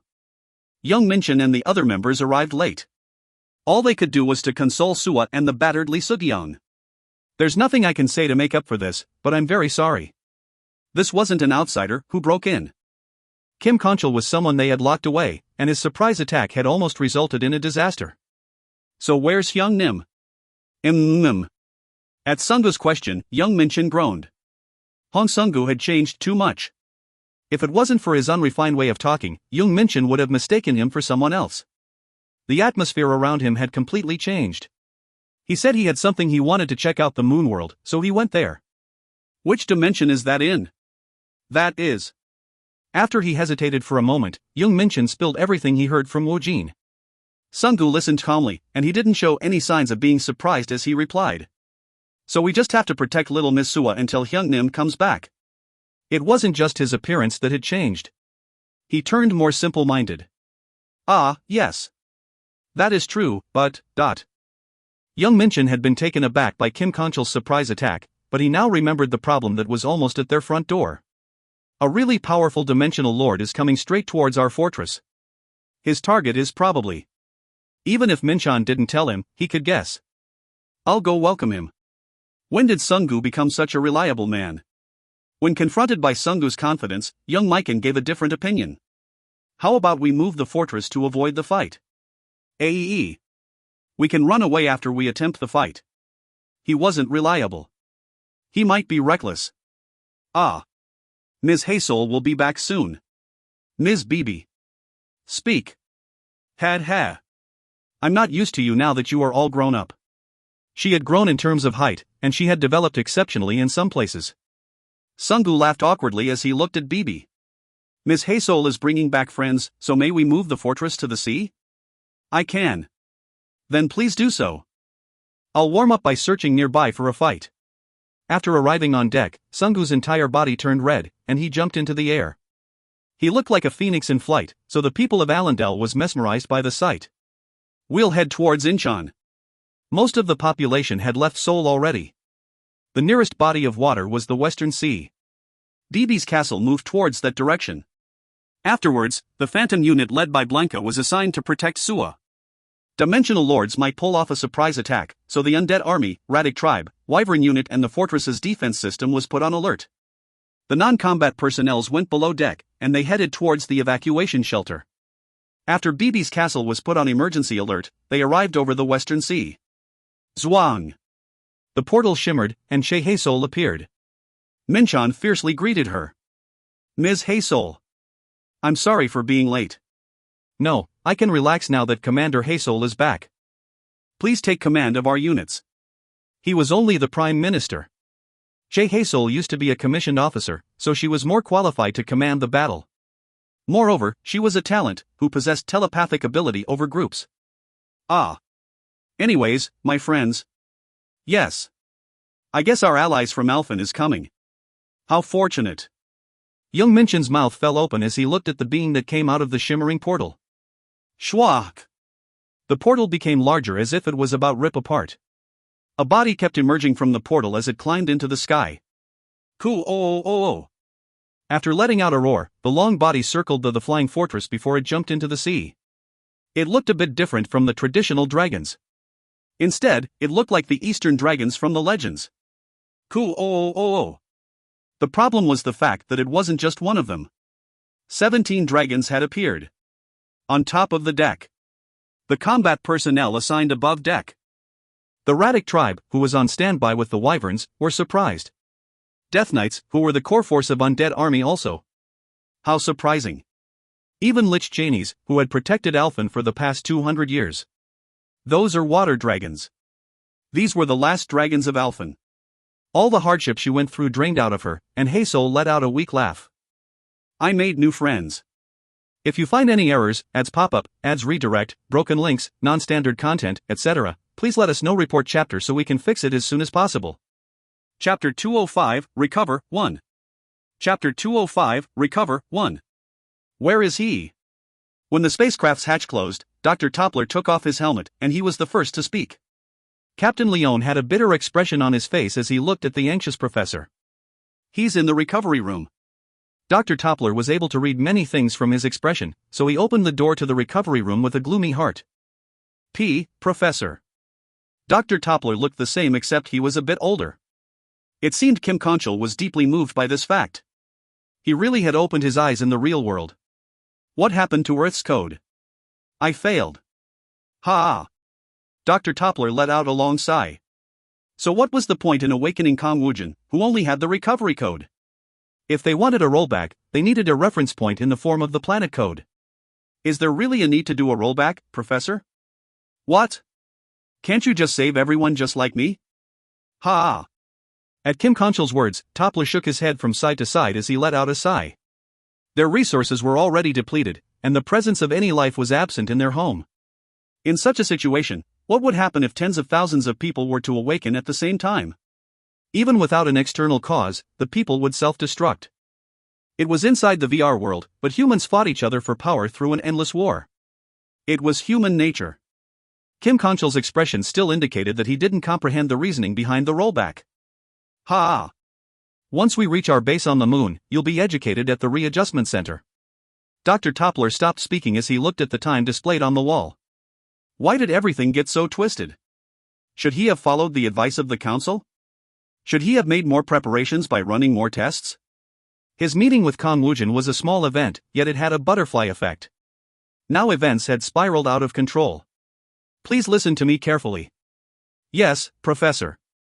Kim Konchel listened to Dr. Toppler's words as if it was gospel.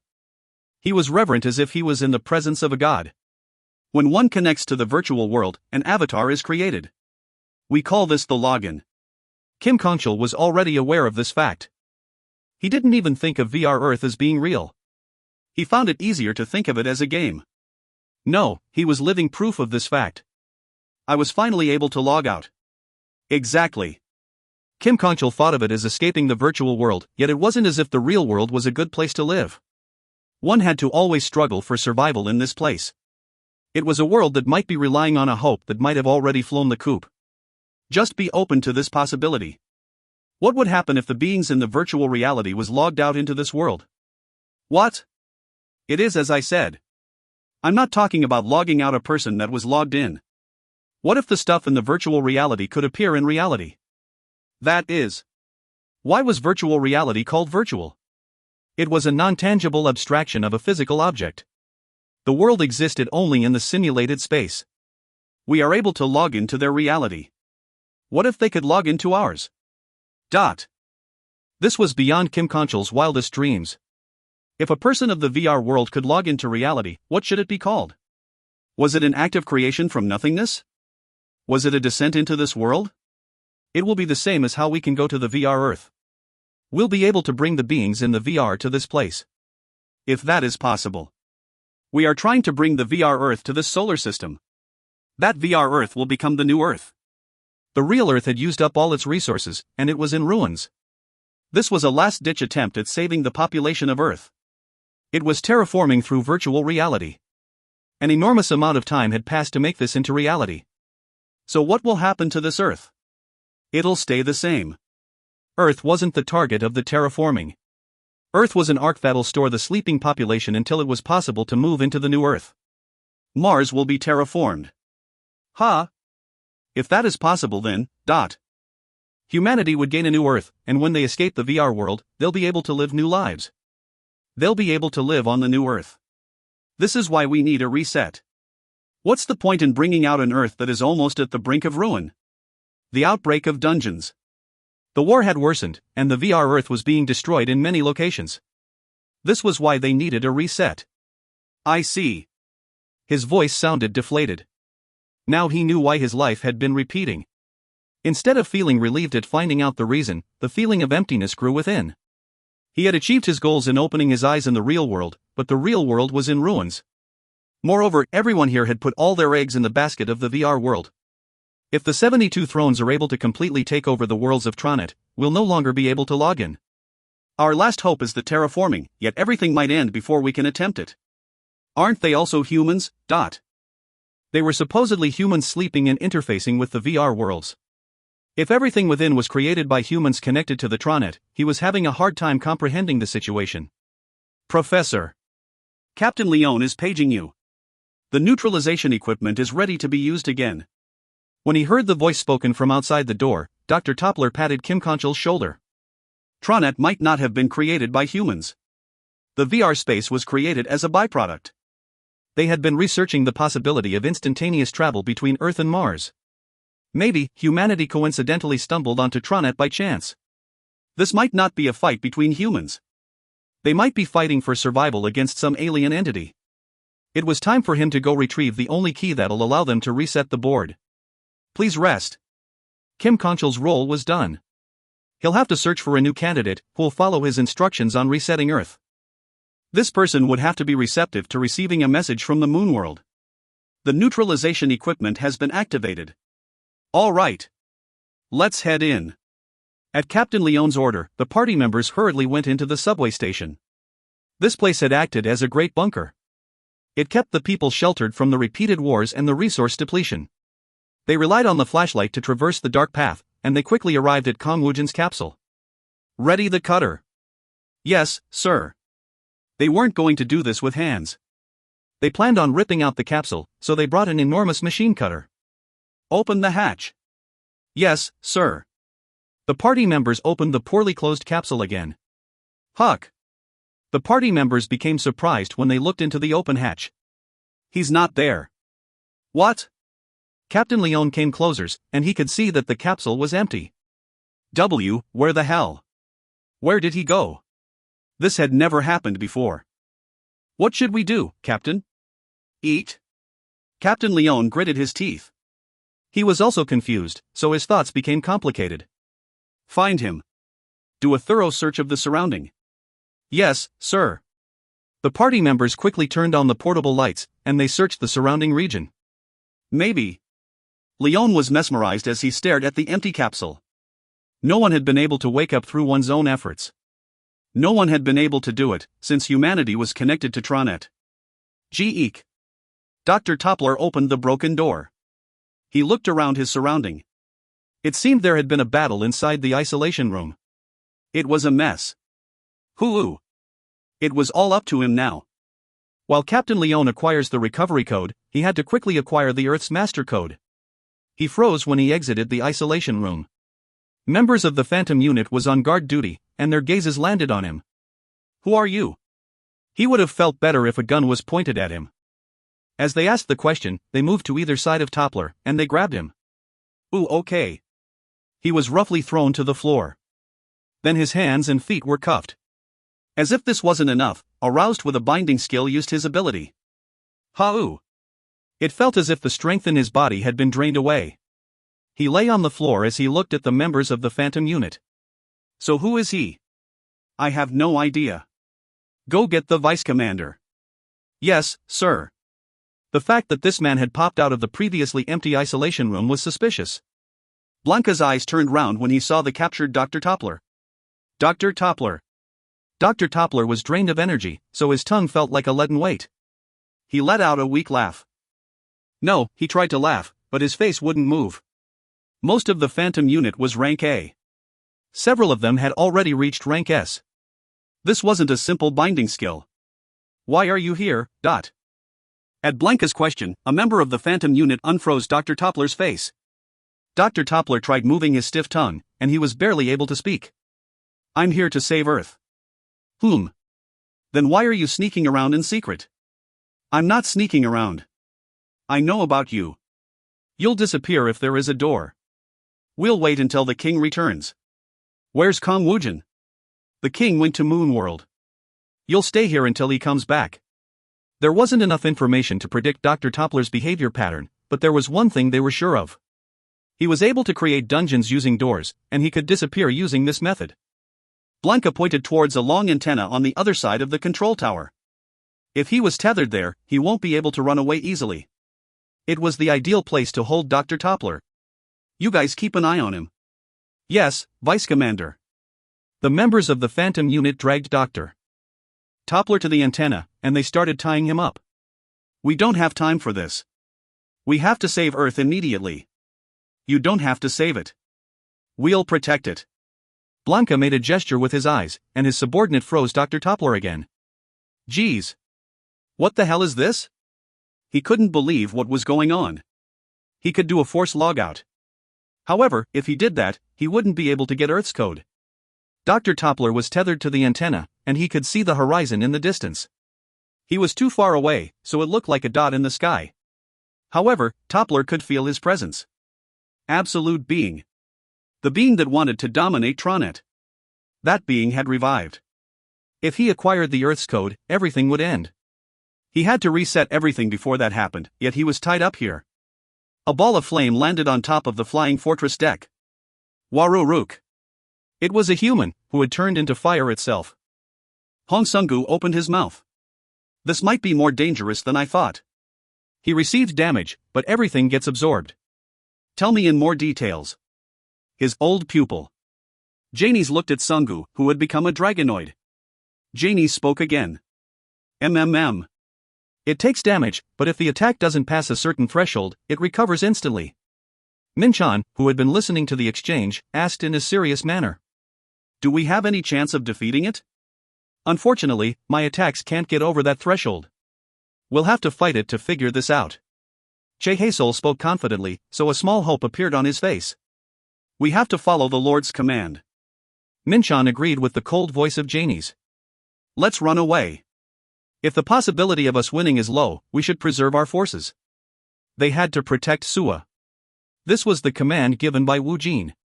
Everyone differed in opinion, so in the end, they couldn't come to a decision. We won't solve this by bickering against each other. We have to be quick in making our decision. Let's do a majority vote. Rubbish. I agree with the method. Sungu and the others were of different opinion as Janice. In the end, they started the vote. Well, we have two choices.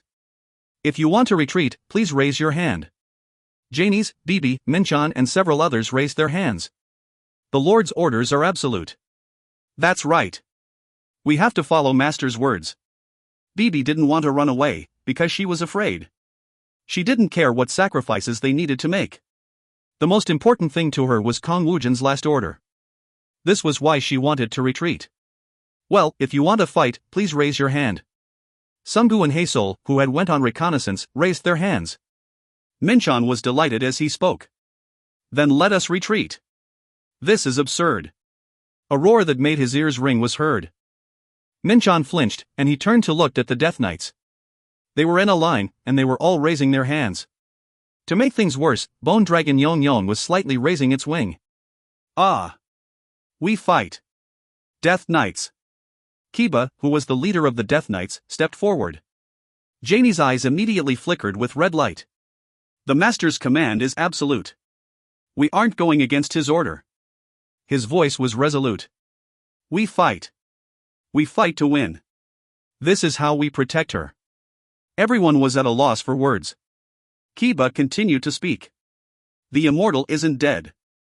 Kiba spoke the words everyone was tiptoeing around. Two beings had clashed, and it had caused an explosion. Now the survivor of the two was charging towards them. It was a dimensional lord that was letting out energy of darkness. Everyone was worried about the whereabouts of Kong Woojin, and they had suppressed those feelings. However, Kiba boldly spoke about it. The immortal doesn't run away. Janie shook his head from side to side. I forgot about that. Kiba raised his axe high into the air. We'll fight to win. Then we will ready ourselves to greet our king. They just had to take care of the battle, then wait for their king. Oh. The Death Knights. The morale of the undead army burned white hot. If you find any errors, ads pop up, ads redirect, broken links, non-standard content, etc., please let us know. Report chapter so we can fix it as soon as possible. Chapter 206, Recover, 2. Chapter 206, Recover, 2. A long time had passed. His senses were absent, so he couldn't tell the passage of time.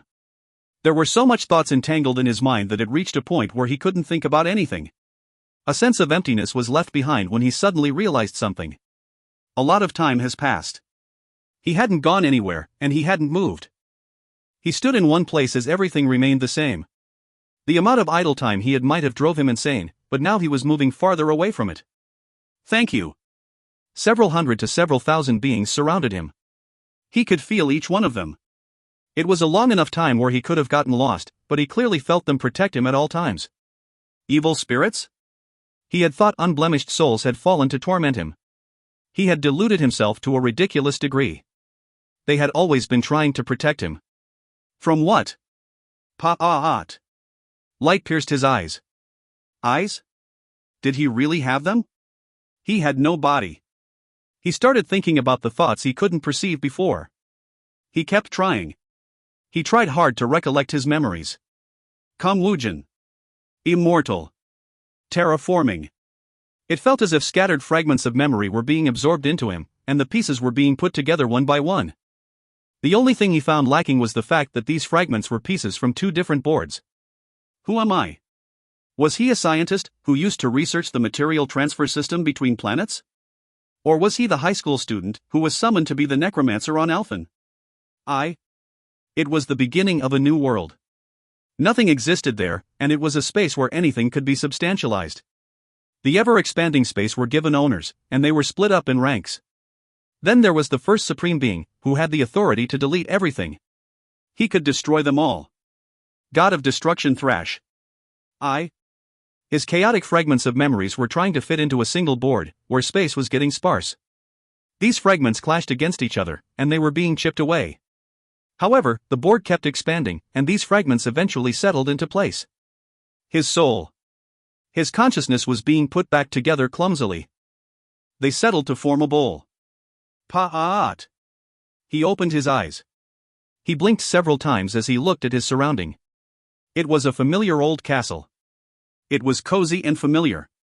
At the same time, he felt a powerful sense of repulsion. Hyung? Dongsung? When he heard the strangely familiar voice, he turned to look.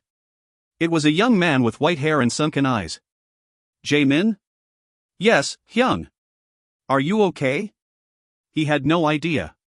He didn't know if he was all right. He was no longer sure. He had no idea what he was. Did you come back from the moon world? Moon world? He remembered it now. He insisted on going to the moon world. He went there to find out the truth. He went there to find out which world was the fake one. It had been an attempt to protect his Dongsung and the nearby people who were protecting her. He had tried to save Earth. How long have I been gone? A fortnight. Fortnight. Woojin. Woojin's memories started to speak to him. His body's senses were slowly coming back, and it was also speaking to him. I was dead. What? His slow mind quickened. His stagnant memories started to connect to each other, and he understood the current situation. What happened to Earth? It is a mess. I've been doing countless dimensional battles to supply power to BB's castle. Since Woojin was absent, the tens of thousands within the undead army had to be maintained using the colony's points. Of course, these points was also essential to the defense system of BB's castle. They were no longer gathering bloodstones, and someone had to earn the points. Jaemin had worked tirelessly to fill this role by doing dimensional battles. He plundered the domain of other dimensional lords, and whatever he gained was being used by BB's castle. I have to go. What? Where? Woojin turned around. The door that had been shut was opened. It is a place I've never been to. He had a feeling. No, he was starting to recall a memory. He didn't know if the memory was true, manufactured, or a lie. However, he felt that this was his only chance. One could call it a hunch, or maybe it could be called destiny. There had been 3 doors lined up behind Woojin's dimensional domain, and the third door, which had been barred, was opened. What about the professor? It seems he is having a hard time finding the exit. Geez. Captain Leon had never been inside, so he couldn't go there himself. The plan had been to let someone else acquire the code, and this person would be logged out by them. Let's do a force logout. Then he will never be able to connect to Tronet ever again. Isn't this already the endgame? Even if Dr. Toppler was able to acquire Earth's code, the reset was already a failure. Even if they possessed the recovery code, Woojin's body was missing. Since events had turned out like this, he had to awaken the professor as soon as possible. They needed to discuss about this problem. The report has been sent. Dr. Toppler's spaceship had been brought here, so he could use it after disconnecting from Tronet. We'll return to the base on the moon. Yes, sir. When they received the order from Leon, his subordinates hurriedly prepared for takeoff. Suddenly, one of his subordinates, who had been in charge of monitoring outside, yelled out. Captain Leon. A living organism is approaching us.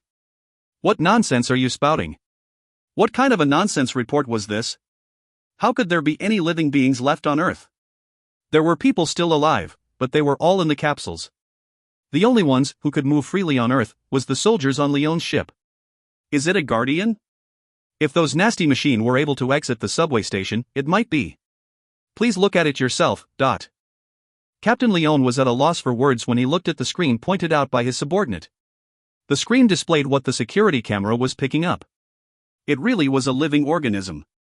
Moreover, the being walking towards them looked humanoid. The Earth was completely devastated. It was year 2529, and a person, who was not of the moon world, had appeared on Earth. This man of unknown identity wasn't wearing equipment that was needed to purify the air. Moreover, he was wearing a cloak made out of a piece of a straw mat. He looked like a vagrant seen in the old Western films. He was walking slowly towards them, and he looked very out of place on this current version of Earth. The sense of incongruity increased the uneasiness and fear felt by the men. What is it? They couldn't assume it was human just because it was walking on its own 2 feet. Still, even if it was a human, not all humans were friendly and safe. Sound the alarm. Yes, sir. Everyone on Leon's ship were excellent soldiers. It took them mere seconds to arm themselves. Open the hatch. PSHHHHK. Captain Leon was wearing a helmet, which filtered the air. He descended the spaceship with 4 armed men. Stop. Captain Leon's warning rang out through the speakers. However, the unidentified lifeform didn't stop. Do. Their opponent only stopped when they fired warning shots into the air. There was only 20 meters between them. It was close enough to discern the identity of this being. What the hell is it? Is he human? The captain and his men kept the barrel of their guns trained on this man. The man gave no answer, and Leon unconsciously gulped. He felt fear, a sense of vigilance, and wariness. This man wasn't showing any basic emotions even though he was in an unfamiliar surrounding. His attitude was overly bold. He acted as if he was the master of this place. Are you human? However, there was no answer forthcoming in regards to his question. The only thing that had changed was the fact that the man started walking again. He took one step after another. This mysterious being was making Leon feel. Leon was barely able to push down the feeling any human would feel in this situation. Stop. Do. Leon shot another round of warning shots into the air, yet the man didn't stop his advance. Shit. Shoot. Do. Light erupted from the barrel of the guns held by the soldiers. The charged laser quickly dropped in power reserves as it shot out. Ding. Instead of a blast, there was a strange sound of resonance as the lasers all missed. No, it was as if the attacks were being deflected by a barrier. What the hell? Leon pulled out the pistol from his holster on his waist in an agitated manner. Instead of a laser, this gun was a primitive gun. It used gunpowder. The bullets flew true, but it was deflected into the sky before it was able to reach the forehead of the man. Tion. Eek. Leon had more bullets left, but he could no longer fire it. The man was right in front of Leon. The man pushed his face forward. It was as if he was daring Leon to pull the trigger. Leon spoke as if a gun was pointed right at his forehead. Who are you? Leon couldn't hide his trembling voice as he asked the question. Are you guys from the moon world? He knew the language that had come out from the man's mouth. Where's Toppler? Leon carefully deconstructed the man's face in front of him. He had seen this man's face during a briefing. This man was one of the targets who was essential to their plan. Kong Woojin. Leon didn't know how this was possible, but Kong Woojin had appeared on Earth. You really logged out through your own effort, but... Leon mumbled to himself, and Kong Woojin bared his white teeth as he laughed. It seems I'm at the right place. The people of Moon World had been phantoms to him, but now they were revealed in front of him. He could most definitely feel them. He could feel Leon's. He could feel the souls of the soldiers behind Leon. He was tethered to an antenna that looked like a pole. It had been 4 days, and he was hanging there like a corpse. The unidentified dimensional lord, who was now being called the Black Armor, raised China to the ground. It had come straight towards Allendale, and a fight occurred above the Yellow Sea. The fight was still ongoing after 4 days. Pooh-ah! The water dragons were like the blue dragons from legend. They flew through the air as they let out their dragon breath. It was an imposing sight. The problem was the fact that the Black Armor's power was beyond imagination. Ko-ha-ha-ha-ha. The fight. The bastard enjoyed the act of destruction. The black armor was laid back as he fought the 17 dragons, and the dragons were being killed one by one. The bastard didn't have any monsters as underlings. It fought alone, and the undead army was gradually lessening in number. Ironically, Dr. Toppler had the front seat in watching this fight. Since the necromancer wasn't present, the undeads had to draw their energy from the colony. This was why BB's castle was never far away from the battlefield. Do I have to watch the destruction of Earth like this? The reset was out of the question. All he could do was watch the revived Absolute Being eventually acquire the Earth's code. They couldn't attempt the reset anymore. It would now be impossible to log into Tronet from outside. He could no longer predict the fate of the tens of thousands of people connected to Tronet. Everything will now be in the hands of the Absolute Being. Any change to this world would follow the Absolute Being's will. I made a mistake. The speaker's words were right. There had been too many variables. The council had traveled the well-beaten path for a reason, and they had been right. He had acted rashly in meeting Kong Woojin. He had created a butterfly effect that couldn't be contained. The original plan was to conduct enough tests in regards to terraforming. Then Yellow would be awakened, and the Earth would have been reset. The fact that Allendale was able to withstand the assault by the Absolute Being for 4 days was astonishing. If Allendale fell, it would take less than a day for the Earth to be razed to the ground. There were no other opponent that could stand up to the Absolute Being. Kuwung. The wounded bone dragon landed on the deck. The control tower was the colony symbol. The vines encasing the control tower let out a light as it expended energy. It quickly regenerated the bone dragon's wounds. Give me wings. After recovering its energy, Dulcie turned into a ball of blood as it encased the bone dragon. Toppler had seen this sight for the 7th time. The blood dragon was no match for the black armor. It could only prolong the inevitable. Moreover, it seemed the colony's energy was about to run out. The undead army was being replenished at a much slower rate. This is the end. The humans were exhausted, and their number of undead had been reduced. The VR Earth was the last incubator of humanity, yet it was about come to an end. Pot. Dr. Toppler groaned as he saw his hands melt away into gray light. It seemed his associates were going to attempt a forced logout. I made a mistake. It was useless to feel regret over it. His relationship with Tronet would end now. His role to save humanity had come to an end. Pot. His faded consciousness returned, and his senses recovered at the same time. He opened his eyes. He could see the lid of his capsule had been ripped away. When he raised his body, he saw a man, who was standing in front of him with his arms folded. Toppler became frightened when he saw the man, who was letting out an odd laugh. If you find any errors, ads pop-up, ads redirect, broken links, non-standard content, etc., please let us know. Report chapter so we can fix it as soon as possible. Chapter 207, Recover, 3. Chapter 207, Recover, 3. Dr. Toppler schooled his expression. Did his persuasion work? Kong Woojin had opened his eyes in the true world, so what was he feeling right now? Did you think about it? What are you talking about? The reset. Well, I guess it doesn't matter anymore. He had wanted Kong Woojin, who possessed the recovery code, to log out with the Earth's code. The logout had been carried out, but the Earth's code still remained in Tronet. Kim Conchal had been tasked to recover the code, yet he had failed. Moreover, Toppler had been forcefully logged out. Now he would no longer be able to connect to Tronet ever again. Toppler looked at Kong Woojin with a serious expression. It isn't too late. I'll show you how to deliver a message to an employee within Allendale. When this person acquires the Earth's code, we could log him out. At Toppler's impassioned words, Kong Woojin let out an odd laugh. You want me to command my subordinate to kill my Donsung? No. I'm saying we should acquire the code, and we'll be able to turn back Earth to the time before the war started. That isn't funny. Please wake up.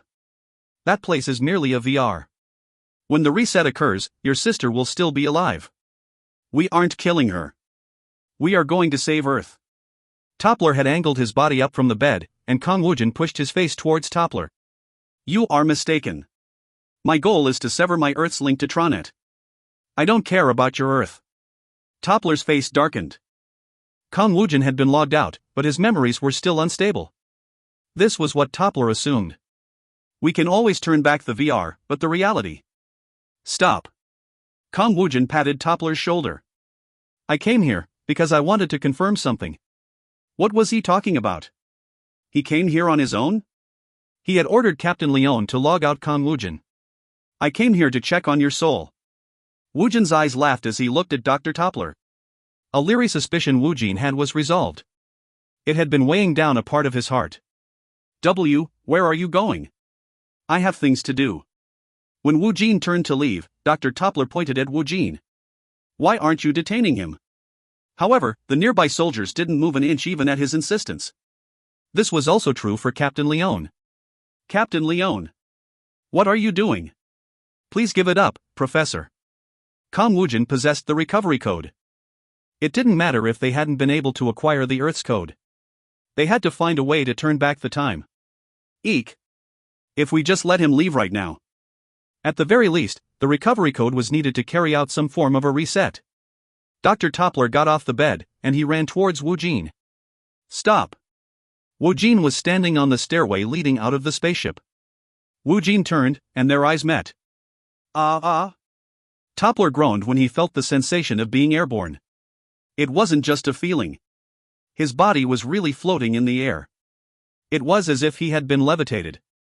Don't follow me. I confirmed what I needed from you. How the hell? Dr. Toppler couldn't believe what was going on. He looked as if he had seen a ghost. What had Woojin done? What allowed him to use such supernatural powers? He was like the roused from the VR Earth. You should return to your home, people of the moon, but... When Woojin descended the stairs, the power suspending Toppler in the air disappeared. What the hell is? Captain Leon helped the confused Toppler to his feet. He had felt the same emotions as the professor only a few minutes ago. Maybe, he is no longer a human. Please give up, Professor. What nonsense are you? Isn't this the parameters of this project? Since the contents of the VR world is now appearing in reality. It is the start of the terraforming. But... was it a side effect? This might be an unpredicted variable. This was something that couldn't be proved with science. His supernatural power was beyond the ken of mortal men. What could possibly be the explanation behind this development? At this rate. Dr. Toppler ran towards the stairs in a mesmerized state. Professor! Your respirator! It was unclear as to whether he heard the soldier's warning, but Toppler continued to run down the stairs. Whoop. The air was thick and pungent with particles. It felt as if he had sand in his mouth. He didn't have to travel long before he saw Woojin. Please wait for me. Cough. Toppler coughed as he ran. He approached Woojin. What is it? Woojin replied as if he was a bit annoyed. Where are you going? What will you do if I tell you? Please just tell me what you are going to do. What was he going to do? Woojin looked upwards. The stars filled the sky as they let out a bright light. Unlike this beautiful sight, the ground was black. The land was desolate, and one couldn't even see a single blade of grass. I'll be going back. He already knew how to sever the link. The knowledge was inside his head when he woke up. It was as if he had learned it from a skill book. The VR Earth was about to collapse right before I was awakened. Even if you go back, the people of Allendale. Professor Toppler spoke carefully as he studied the other man.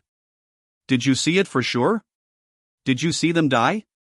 I didn't see their final moments, but they were found inadequate in dealing with the absolute being. Toppler swallowed his words. Woojin's deep eyes was looking at him, and he couldn't be rash with his words. You can't see the future, so how do you know that? My guys won't go down that easily. Even if they are still holding out, how are you going to log back in? Woojin was in the same boat as Kim Conchal. They could no longer log back in. It was the same for Toppler, who hadn't been able to log out through an arranged exit. Previously, they had each foot planted in both worlds, but now their foothold in the VR was gone. If I can't go there. Woojin grinned. I'll bring them here. The barrier of BD's castle was damaged. Kuwong. The buildings on the aircraft carrier shook violently. The people, who were evacuated inside, was trembling from fear. Can we do nothing? Young Minchin spoke in a despairing voice. They were using every ounce of their power to fight back, but the Black Armor's power was beyond imagination. Everyone was exhausted. This was also true for the undead army. We are low on energy. This was the crux of the problem. Woojin wasn't here. The being, who replenished their ranks through raising the enemy's corpses, was gone. Their magical energy was no longer being replenished through the consumption of the enemy's souls. Since the necromancer was absent, the undead army had been reduced steadily. Only the familiars were left. The Lich had never had to worry about the use of its magic when it was with its necromancer. However, it was ownerless right now, and it had to judicious with its use of magic. This was why it could only act as a diversion from the back. The Death Knights were tireless, but now they had to worry about defense. They couldn't commit to an all-out attack. The Bone Dragon and the Golem was also short of magical energy. They had to wait a while before they were able to regenerate their broken bodies. Goo ha ha ha. Either the black armor didn't know how to speak, or it didn't want to speak. It kept letting out its weird laughter as black energy shot out from its fists. Each strike created incredible damage.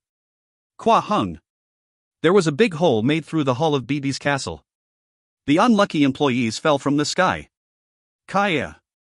A phoenix flew towards the falling people. Waruruk. Rings of fire wrapped around the people, and the phoenix landed atop the deck. Thank you. He didn't have time to acknowledge their gratitude. Allendale had been able to hold out for a week against the Black Armor's attacks. Hong Sungu and Che Haesol deserved the most credit for their survival. Hong Sungu didn't have a single wound on his body, but this was thanks to his body's peculiar attributes. He was very exhausted inside. He was making an unreasonable demand of his body by pushing well beyond his limits. Ha! Is there any way we could resolve this problem? Goo ha ha ha. Kwang. A water dragon flew into the air as it became entangled with the black armor. They exchanged attacks. Goo oh. The water dragon let out a long cry. It could no longer withstand the power of the enemy's fists. That was the last water dragon. Che Haesol mumbled to herself. It was as if she was in a state of despair. The water dragons had been the strongest beings left alive on Alphen. They were all dead now. Guru Rook. Sungu's eyes took in the sight of the broken blood dragon resting on the deck. The colony's energy had bottomed out, so there weren't enough magical energy to regenerate the bone dragon's body. One wing had been ripped away. The blood golem looked like clotted blood around the bone dragon, and chunks of it was missing. The wounded blood dragon roared. This dragon will not die. The ancient dragon had lived for over 1,000 years, and it had an earnest wish right now. The members of its race was dead. They had defected. It had tried its best to forget the humiliating history of its race. Since it couldn't rewrite the history, it will disappear with it. Yang, who had been crouching, stood up. The head, which was attached to a long neck, headed towards Hong Sungu. The shining red eyes of the bone dragon gazed at Hong Sungu. The thick scent of someone from its own race emanated from him. What is your wish? My wish. Sungu looked at the black armor. It would be great if you would kill that bastard. I will grant you your wish. It was time to bring about its most earnest wish. It didn't want to live again. It just wanted to fly again. It also wanted to feel that sensation once again. Give me my last breath. If it could fly and breathe in air, how could it be a dead dragon? But it had forgotten even its own name, but it wasn't dead yet. That is a great idea. Sungu grinned as he ignited his body into a ball of flame. The flame was like smoke. It was sucked in towards Yang's nostrils. Coo-oh-oh. Janie's extended its hands towards the roaring dragon. I will give you all my power. The colony's energy had run out, so the Lich poured out all its magical energy from its own life vessel. Choroo-roo-rook. The various destroyed parts of Yang was quickly regenerating. Only victory will let us sidestep death. The Death Knights ran forward, and they all extended their hands to transfer their magical energy into the bone dragon. They wouldn't retreat, because the enemy was powerful. Victory or death. They were already dead, so a second death didn't exist for them. Cool. As if it couldn't control its overflowing power, the blood dragon leap caused BB's castle to rock back and forth. Goo-hoo-hoo. It had already killed 17 water dragons. The black armor laughed when it saw its next opponent. The blood dragon was a tenacious bastard. It kept returning to the flying ship for repairs after taking a little bit of damage. Gurong. The blood dragon was in a slightly different state. It didn't throw itself forward in a ruthless attack. It slowly flapped its wings as it glared at the black armor. Its stomach expanded before it became smaller. The blood dragon was breathing. It was supposed to be a dead dragon with only its bones remaining. It was a fake wearing a skin made out of blood. However, the red eyes of the blood dragon was filled with confidence. The black armor realized that it had to take this seriously. It focused on the blood dragon's stomach. It was moving periodically. Slowly. It was like a bellow increasing the temperature within the furnace. I'm alive. It had lost its flesh, and its heart had been cut out. It had forgotten its name, and passed. However, it was still alive. Cool. Oh. The dragon opened its jaw as if it was about to spit out the sun. Cool. An incredible heat and shockwave blew violently forward as it swept over the black armor. Coolwook. Kwaong. A black energy was sent out as a counter, and it collided with the red energy.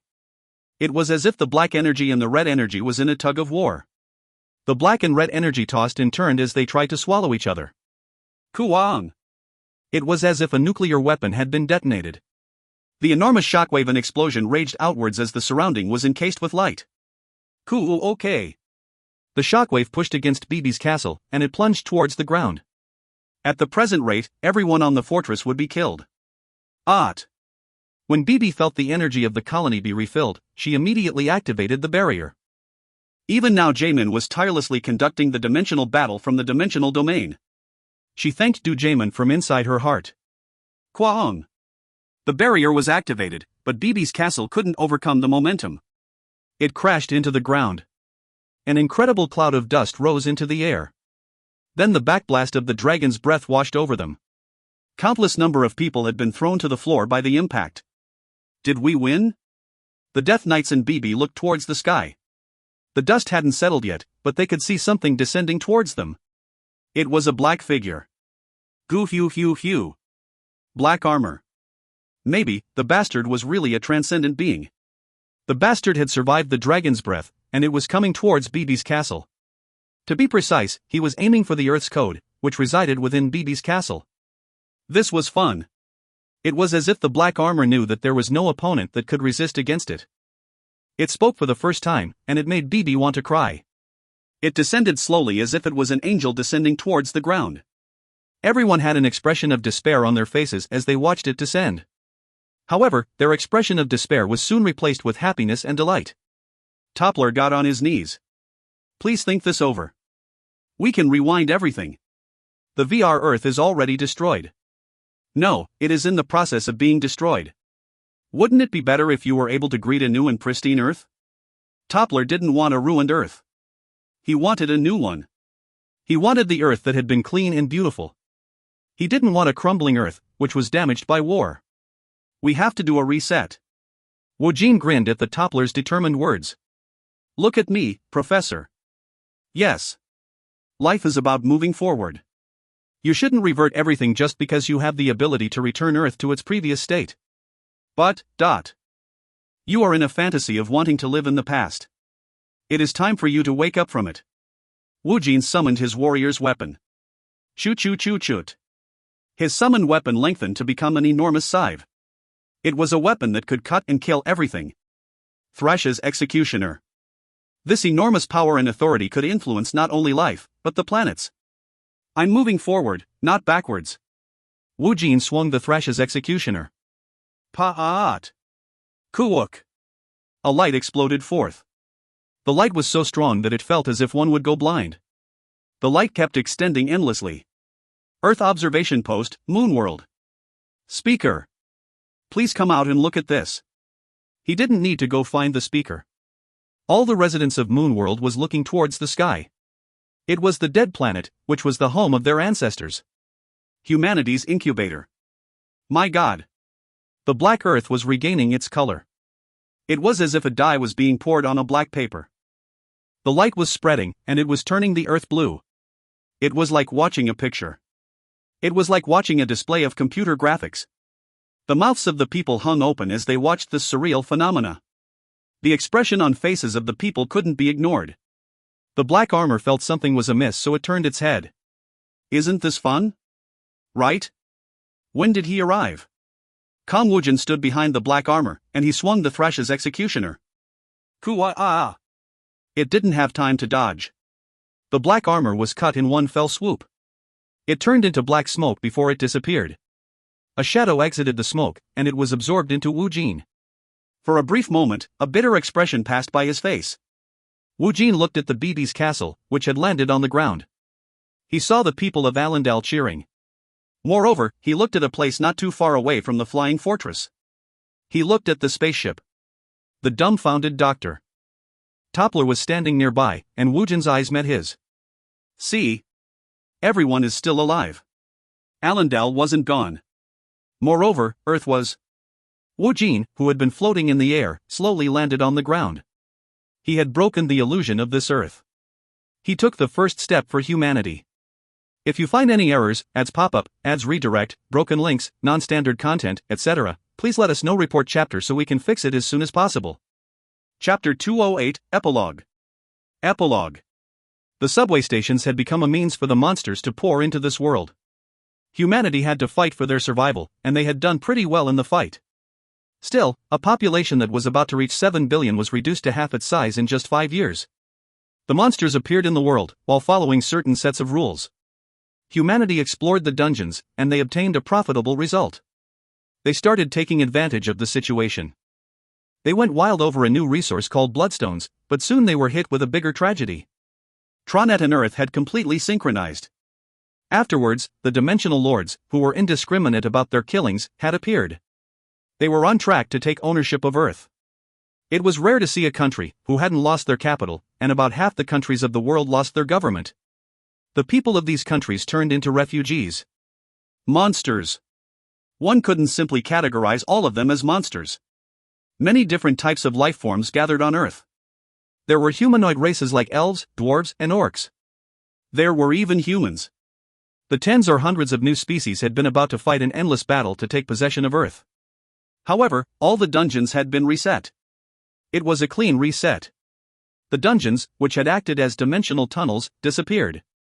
Humanity once again had hope. It looked as if peace could be achieved once the invaders, who were the dimensional refugees, were driven out. While the dimensional war was over, the battle to seize Earth remained. A war where the dimensional refugees would have to fight the original owners of Earth remained. It was a battle for their survival. The population was being categorized as either being humans or monsters. However, this identification of friend or foe was an ambiguous process, and it seemed another period of bloodshed was imminent. However, Allendale intervened to stop the war. They forcefully brought about peace. Of course, not all countries and dimensional refugees agreed with the decision. Japan disagreed with Allendale's decision. They started a war with the Dark Elves living in Hokkaido. Japan lost in a brutal manner. It wasn't a battle where each side poured their forces into all-out war. The minister of Japan was the first to fall. All the members of the government who pursued this war were assassinated. The war fizzled out. Anyone who talked about starting the war was killed the next day. The battle never came to be. It wasn't as if the dimensional refugees were exempt from the violence. If they showed any signs of invading a country, they received a ruthless punishment. God of Destruction. His name was slowly spread across the races who took root on Earth. His name was carved into the consciousness of each and every one of them. Under his reign, peace returned. However, not all the problems could be solved through controlled responses to those trying to start a war. The secret terrorist activities and land disputes occurred constantly. The other intelligent races on Earth was a problem. There needed to be an expedient way to solve the disputes. Therefore, it was a given that a united Earth coalition was formed with its strongest country as the centerpiece. Allendale was chosen to be the mediator. However, the one to spearhead this problem wasn't the king of Allendale, Woojin. The first chairman of the United Earth Coalition, which would be pursuing world peace, was none other than Allendale's Prime Minister Young Minchin. The amount of dimensional refugees equaled the number of humans killed in the dimensional war. The peace was forged through a hard-fought effort that spanned a year. Destruction and slaughter. The people of Earth was freed from the threat of war and terror. This sweet period of time had been peaceful, and it was enough time for the name of the God of Destruction to fade from the memories of the people. It didn't matter how many humans and monsters he had killed. It didn't matter how many beings were killed by his undead army. He was the reigning absolute being, who had severed the tethers linking Earth to the different dimensions. Woojin wasn't the God of Destruction. He had become the hero of Earth. He was to be revered instead of feared. However, his whereabout was unknown for the past couple months. Several thousand people were gathered on a sunny spring day, and they were looking up at the platform. Several dozen camera drones were floating in the air, and the speech was being broadcasted to the world.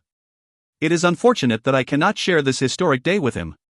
Young Minchin looked as if he had aged 10 years. It seemed he had received a lot of stress in the past year. He spoke with a calm voice into the microphone. It has been a year since we've established the United Earth Coalition. Some called it the Dimensional Independence Day. Others call that day the start of a new era. It had been a year since the new history of Earth began anew. Today is also a historic day where we will meet humans from the old world. Mike Han stepped back from the podium as he pointed behind him. The Seoul station was behind him. The real world had overlapped with the VR world. There was no reason to differentiate between the VR and the reality.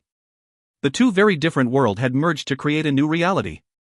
Instead of the dungeons, humans were found sleeping inside the subway stations. They were within capsules. They dreamed as they waited for a new home. For the past year, the United Earth Coalition brought order to the world, and they were successful in brokering peace between the different races. They had built centers on each continent that'll help people, who will awaken from stasis, adjust to this new world. The people, who will be conducting the rescue operations, had also finished their training. The humans from the old world, who were immersed in the fantasy of their dreams, would be called back into reality. We will now start this project. We will rescue the people of the old world. At Minchin's declaration, the people cheered. It didn't matter that the creations would be meeting the creators. It was merely humans rescuing other humans. VRRRRRRRRM. A van was racing down the road. Click. Cindy turned off the TV screen, which was broadcasting Minchin's speech. She leaned back into her seat. Jaiwan always has a knack for scheduling these events at odd times. It was the 1-year anniversary of the start of the new era, and people were out to meet the people of the old world. Jaiwan decided to do a fan meeting on such a day. Shall I turn the car around? Who will go if I don't go? Everyone is busy today. All their friends and acquaintances were busy today. Cindy was a world-class singer, but Jaiwan's circle of friends were only full of incredible people. Will Sunghoon Appa be able to come today? I think Mr. Sunghoon is on live broadcast today. At the manager's words, Do Jaiwan turned on her TV again. Click. On the screen, the panel gave an applause as Dr. Toppler appeared with a broad smile on his face. At Woo Sunghoon's joke, the panel and the professor laughed. Then they started exchanging stories. The fact that it was a joke didn't mean it was a falsehood. Toppler had been on Earth on that historic day.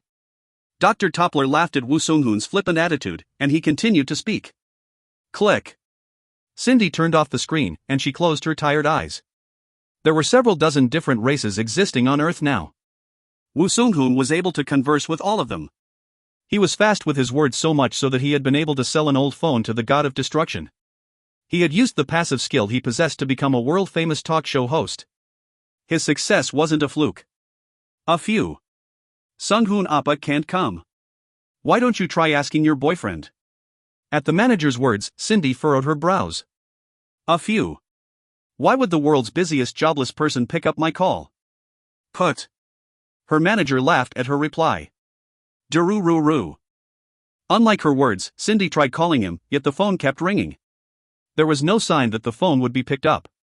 Kwaon, doing. At that moment, the car rocked and vibrated. When she looked out the window, she saw the roof of a building billowing with smoke. Ego. It seems it is another terrorist attack.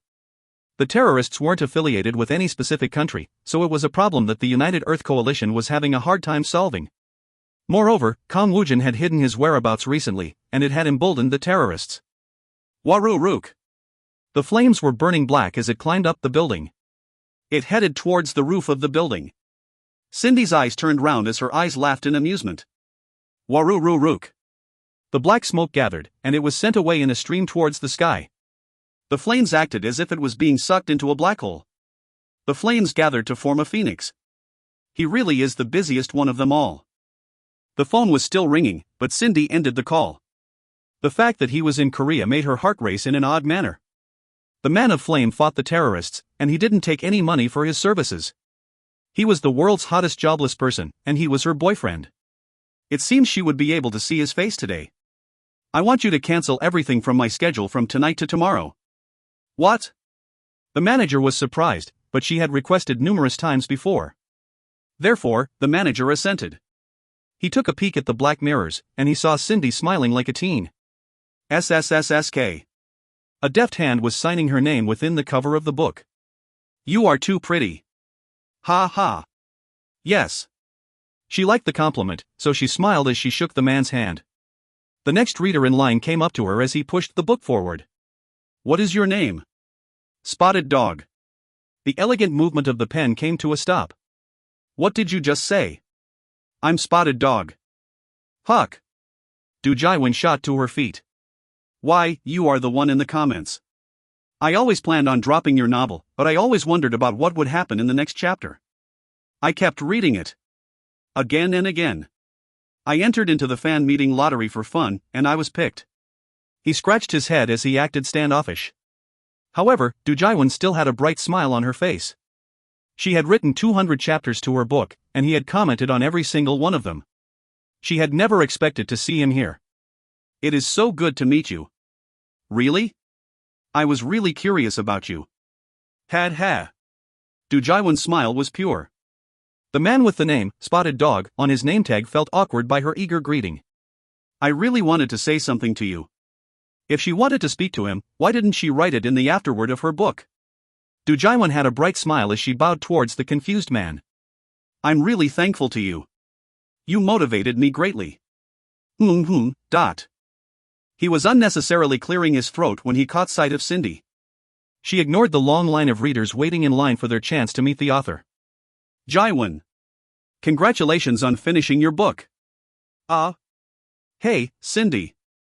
Jiwen was surprised by Cindy's appearance, and the people waiting in line whispered to each other. Isn't that Cindy? It really is her. I heard they were friends, but they look really close. Jiwen sat back down as she looked at the gossiping people. Ms. Haesol and Jaemin is here inside the waiting room. All right. You should hurry up and finish this. I'll be waiting for you. Cindy bowed towards the readers in line, then she headed towards the waiting room provided as a convenience for the busy Jiwen. Go. You should just sit, my little muffin. No, my back hurt when I sit. A few. What should we do about this? Familiar voices could be heard across the door of the waiting room. Cindy smirked as she opened the door. Nuna. Uni. Du Jaemin turned around in surprise. Seulgi was also surprised, but she greeted Cindy with a welcoming smile. Oomph. You are here? Yes. It seemed Cindy had intruded, while Jaemin and Seulgi was acting lovey-dovey with each other. Haesol looked very grateful that Cindy had come in. Haesol grabbed her hand in greeting. Uni. A few, girl. Are you in your third trimester? Cindy looked at the very pregnant stomach of Seulgi. Yes. The baby is expected next month on the 12th. Why didn't you stay home? Aee. This is Jiwen Nuni's fan meeting. I can't skip this. Go. Is it because she is your sister-in-law? No way. Du Jaemin laughed with his eyes. It was heartwarming to see this reunion. Are you that happy about becoming a father? Had ha. I love it.